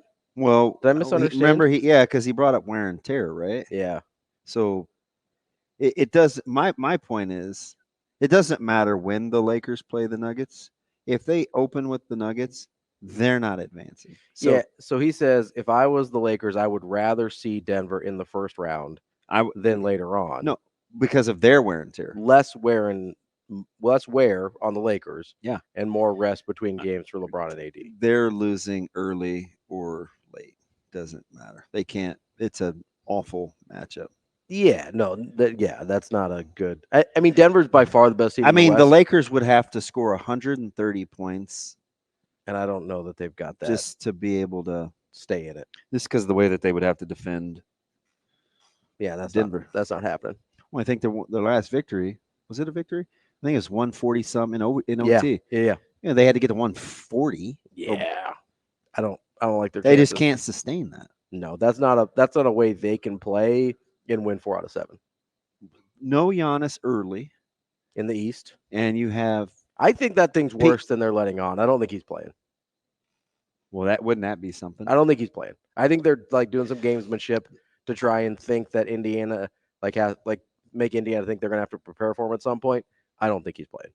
So obviously Halliburton, maybe the most next to Brunson, probably the most underappreciated star. I love Halliburton, but he's incredible. I'll take Halliburton over Brunson every day of the week. Although Halliburton had a pretty off month. Yeah, that's okay. Was that February? He might have been March. Yeah, he was hurt too. Yeah, so that didn't help. That's my only hang up with Halliburton is health. He does get banged up. All right, so you don't like the Knicks and Tibbs. I just don't trust postseason. I get it. Trust it. But you trust Boston? No, I don't. And Milwaukee's not healthy. I don't trust Boston at all. I will say, I think Boston can get to the finals the easiest. God, is there a more scrutinized star about his game than Jason Tatum? Not even LeBron. You know me. I'm not a Tatum guy. Is it amazing? He puts up ridiculous numbers. That's part of the problem. I mean, this is like post OKC Russ, kind of where he put up these numbers, and it's different because the Celtics are a 1. They're been a much better seed than Russ ever was. Got to, yeah.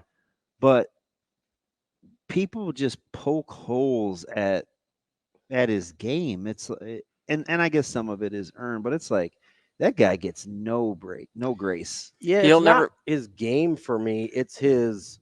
I don't think he's got what it takes mentally to be that guy. Yeah, that's a heck of a thought from something we can't really see. That's a great point. I was just going to say it'll never turn until he is that guy, and he won't be that guy until he wins the championship. This is coming from a Celtics fan over there. Did you know that about Shane? I didn't know that about Shane, that he was a Celtics fan. It's your favorite team, right? That is correct. Yeah. Does that surprise you? Not really. He's all over the map with his teams. I would have. It doesn't. I chose the better of the Boston teams to like. I wouldn't have. I mean, I'm gonna ignore you. I'm not. I'm not surprised by it. I wouldn't have guessed that. Well played. But I wouldn't have. I'm not surprised by it. His fandom's his is like mine. It's all over the map. So you're Red Sox because of Pedro. Yeah. And you're Boston because why, Shane? My dad was a Boston fan. Okay. There you go. Okay. See, I wish I'd have thought conventional like that. There's not any teams that my dad likes other than Nebraska that I liked. No one in my SC. I'll give him SC. No one in my family cares about sports. So I was just out on an island by myself figuring things out by what I liked on TV. Okay. So that was it. Like that's how I became a fan of teams all over the place. Like that's just my dad's from India, didn't really grow up with a traditional sports background. My mom they were always supportive, but they didn't have fandom, right? Yeah. So it was just kind of like, I don't know, I'll like who I like. That's how I ended up liking Florida State and whatever and 49ers. I'll be honest, a lot of it was color scheme when I was a kid. I was like, man, those gold helmets are pretty cool. Because you're like 6. Like, what do you know? It's unfortunate. It's What's unfortunate? You're giving me the willies. Why? The color scheme? I was like 6 years old. What do you want from me? Better. I mean, since you asked. I really liked Steve Young. It's like, okay, so this is kind of like this is a weird analogy, go figure, but it's sort of like a Caitlin Clark thing, right? There's something that gets you in the door, and then you find out, oh, I actually really like women's basketball, right?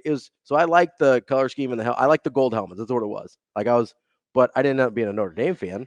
Like I like the gold helmets, and then I'm watching the 49ers. I was like, ooh, I really like Steve Young. To this day, love the long shots. To this day, Steve Young is still one of my favorite players. I'm watching Florida State, and I'm like, ooh, I really like Warwick Dunn. I really like Peter Warwick. Like, it gets you in the door, right? But you have to have a reason to stay at the party. So, can I go to something you just said with Caitlin Clark? Yeah, let's do it. And I know, like, this is probably closet gatekeeping, but it's really not. Maybe it is. I mean, no, and I'm not probably is a little bit. I'm not saying everybody has to watch the WNBA. If you don't, you don't. But do you know what was bugging me last night? What's that? The salary talk. Was this the first year that the WNBA released salary is in contracts? Because I was think so. I was very bothered by the fact we were taking some shine and trying to figure out what Caitlin Clark was going to do with endorsements, as opposed to the night and the WNBA. And because it's almost like we said this for 3 months, right? Why is she leaving school? Well, it's not money. She wants to play at the highest level. It's not money. Sure. So she wants to play at the highest level. Because if it was money, she'd go back to Iowa City and get paid, which she is currently doing. She has 1 trillion endorsements. Yeah, it's like, do people think the endorsements evaporate? Or did they think that the WNBA was like... Is she less famous now than she was a week ago? So why did we get into whether it's 76,000 or 83,000? Was that the first time like you felt like people were aware of what people in the WNBA make? Probably on rookie contracts. It's been out there though. I mean, I felt like it took again. Does that sound like gatekeeping? No, I think you're okay here. All right. I got to wait for Joel. Let him, because usually he can listen and he's not going to say what I want to hear. Yeah. Sometimes you're nice when you know you've been overly mean like the last 3 Whoa. months of doing this. You're probably like, I got to throw this dude a bone. I've been killing him for 3 months. I've literally never once been like, nah, I should be nice to DB. Yeah. I get it. 40 acres and a mule. I get it. Never crossed my mind. But I was like, God, we're totally talking about the wrong thing. Like, how about her just willingness to do that because she loves to play? That's how I felt. Also, there were more Twitter graphics. Well, I'm like, and it's just stupid, is what it is, because Caitlin Clark is not less famous now. I just saw this thing on Twitter. Okay, the TV deal is bad, but more people have to watch. You better get a better television deal. That's why I want to talk to Kugler. That's why I want to talk to Kugler tomorrow about the UFL. Is the television deal comes up again in 2025? Guess who's going to make that thing worth a hell of a lot more money? Caitlin Clark. That thing worth it? That thing went. Well, they're going to be on TV a lot. We saw that last night. But is that a good franchise to be at? I didn't feel like they really got the draft right either. I wanted to text you, but I was like, you were going to say something smart. You think I want to watch the WNBA? You watch too much. I didn't want to hear your mouth, so I didn't even hit send. Is that I knew it was coming. Is that a good franchise to be at, the Indiana one? Yeah, I mean, sure. Okay. I don't think it's bad. Like they've had success. It's not like not last year, obviously. Yeah, but it's not a bad franchise. No, it's so I think that's our buddy. I think that's, even though Norwood's a Chicago guy, I think he's an Indiana. I think he's he's a Pacers fan. I don't know if he's I think he's an Indiana. Fan. I think he is though. Is he? Yeah, that would make sense. We love George.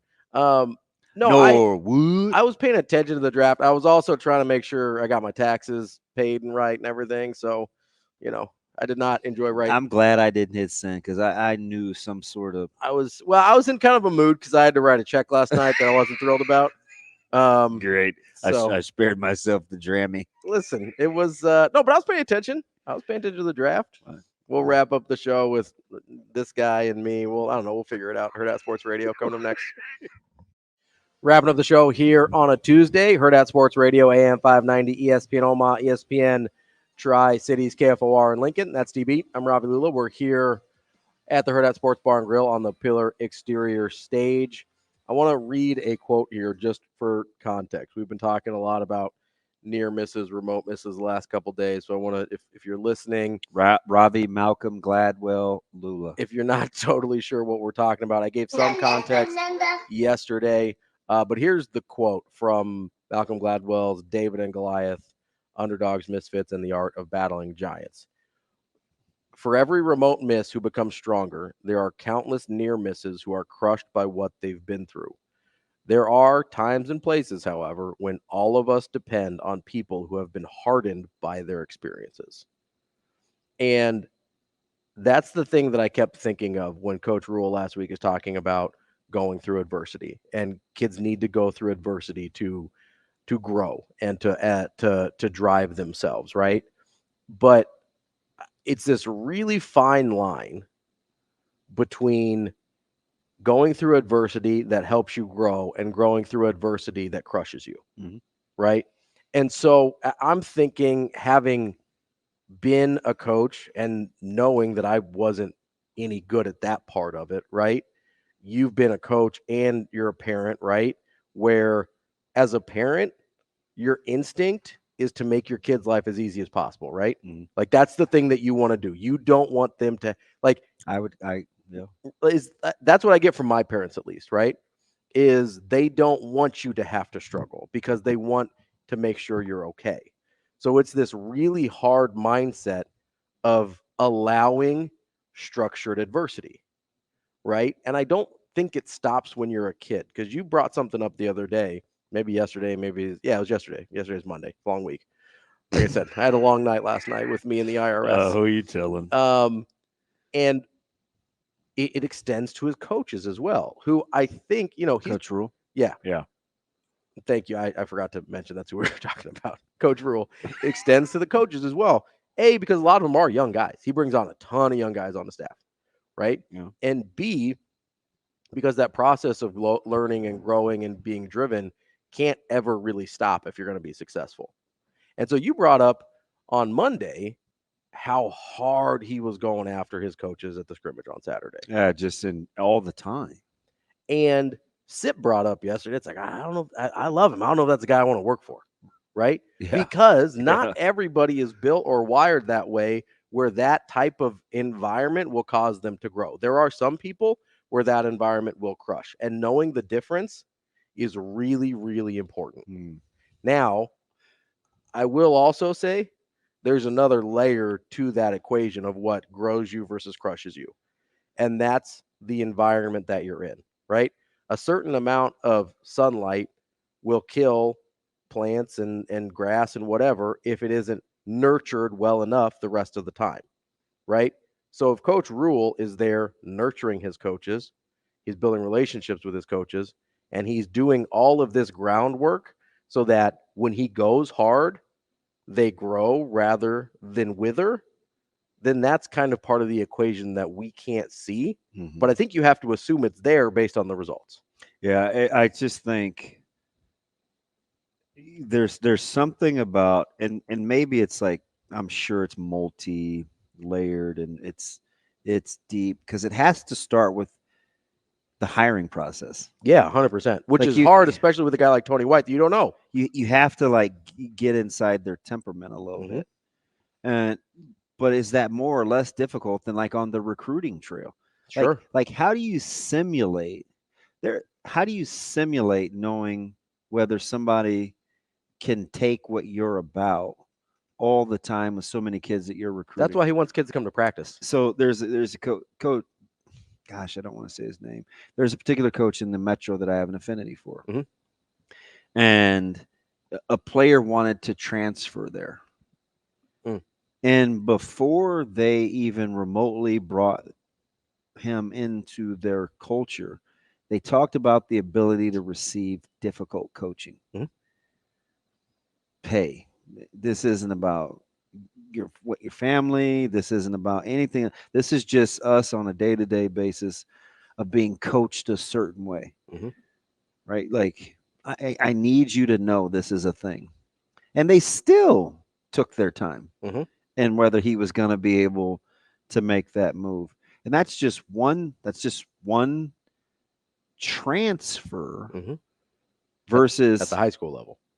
Recruiting kids out of high school, regardless of what because you come from all different backgrounds, obviously, right? I mean, Gradney and Donovan Jones are different players, right? Same position, have to be coached by the same guy. Yeah. So they have to have some common.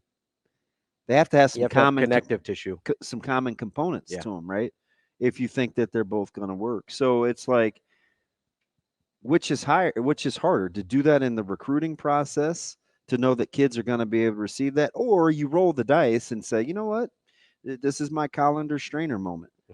Like, I think they have this. If they can't, hey, ship their butt back to wherever we got them from at some time, or we'll help them figure out how to get somewhere. We just saw. I think you can afford to do that more, unfortunately, with the young people than you can your coaching staff. Yeah, you can't miss on your staff.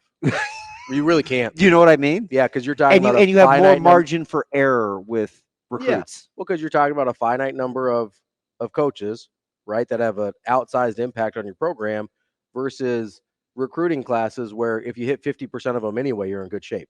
Yeah. Right. It built in. Like, what if you miss on your nutritionist? Then you're set back. You're set back. What if you miss on your strength and conditioning guy? You're set back. Because I'm glad, and because one of the things that struck me is with kind of this whole near misses, remote misses thing is adversity is something that you can put your body through also, right? It's not just a mental exercise, although they often overlap. One of the things that because sometimes you can say to yourself, I felt this before. I know I can get through. I'm okay. I'm gonna be okay. I've been this level of fatigue before and still performed well, right? Or even from a more kind of technical strength and conditioning standpoint, when I was doing this for college basketball, I didn't have a single season-ending injury over a course of 5 years that I was doing this. Now, some of that's luck, 100%, right? But I had a very specific strategy that I used of trying to put guys in compromised positions, put their bodies in really long, like, range of motions, like really dramatic, extreme range of motions, and strengthen them. Is this about the time Stanford started doing their thing?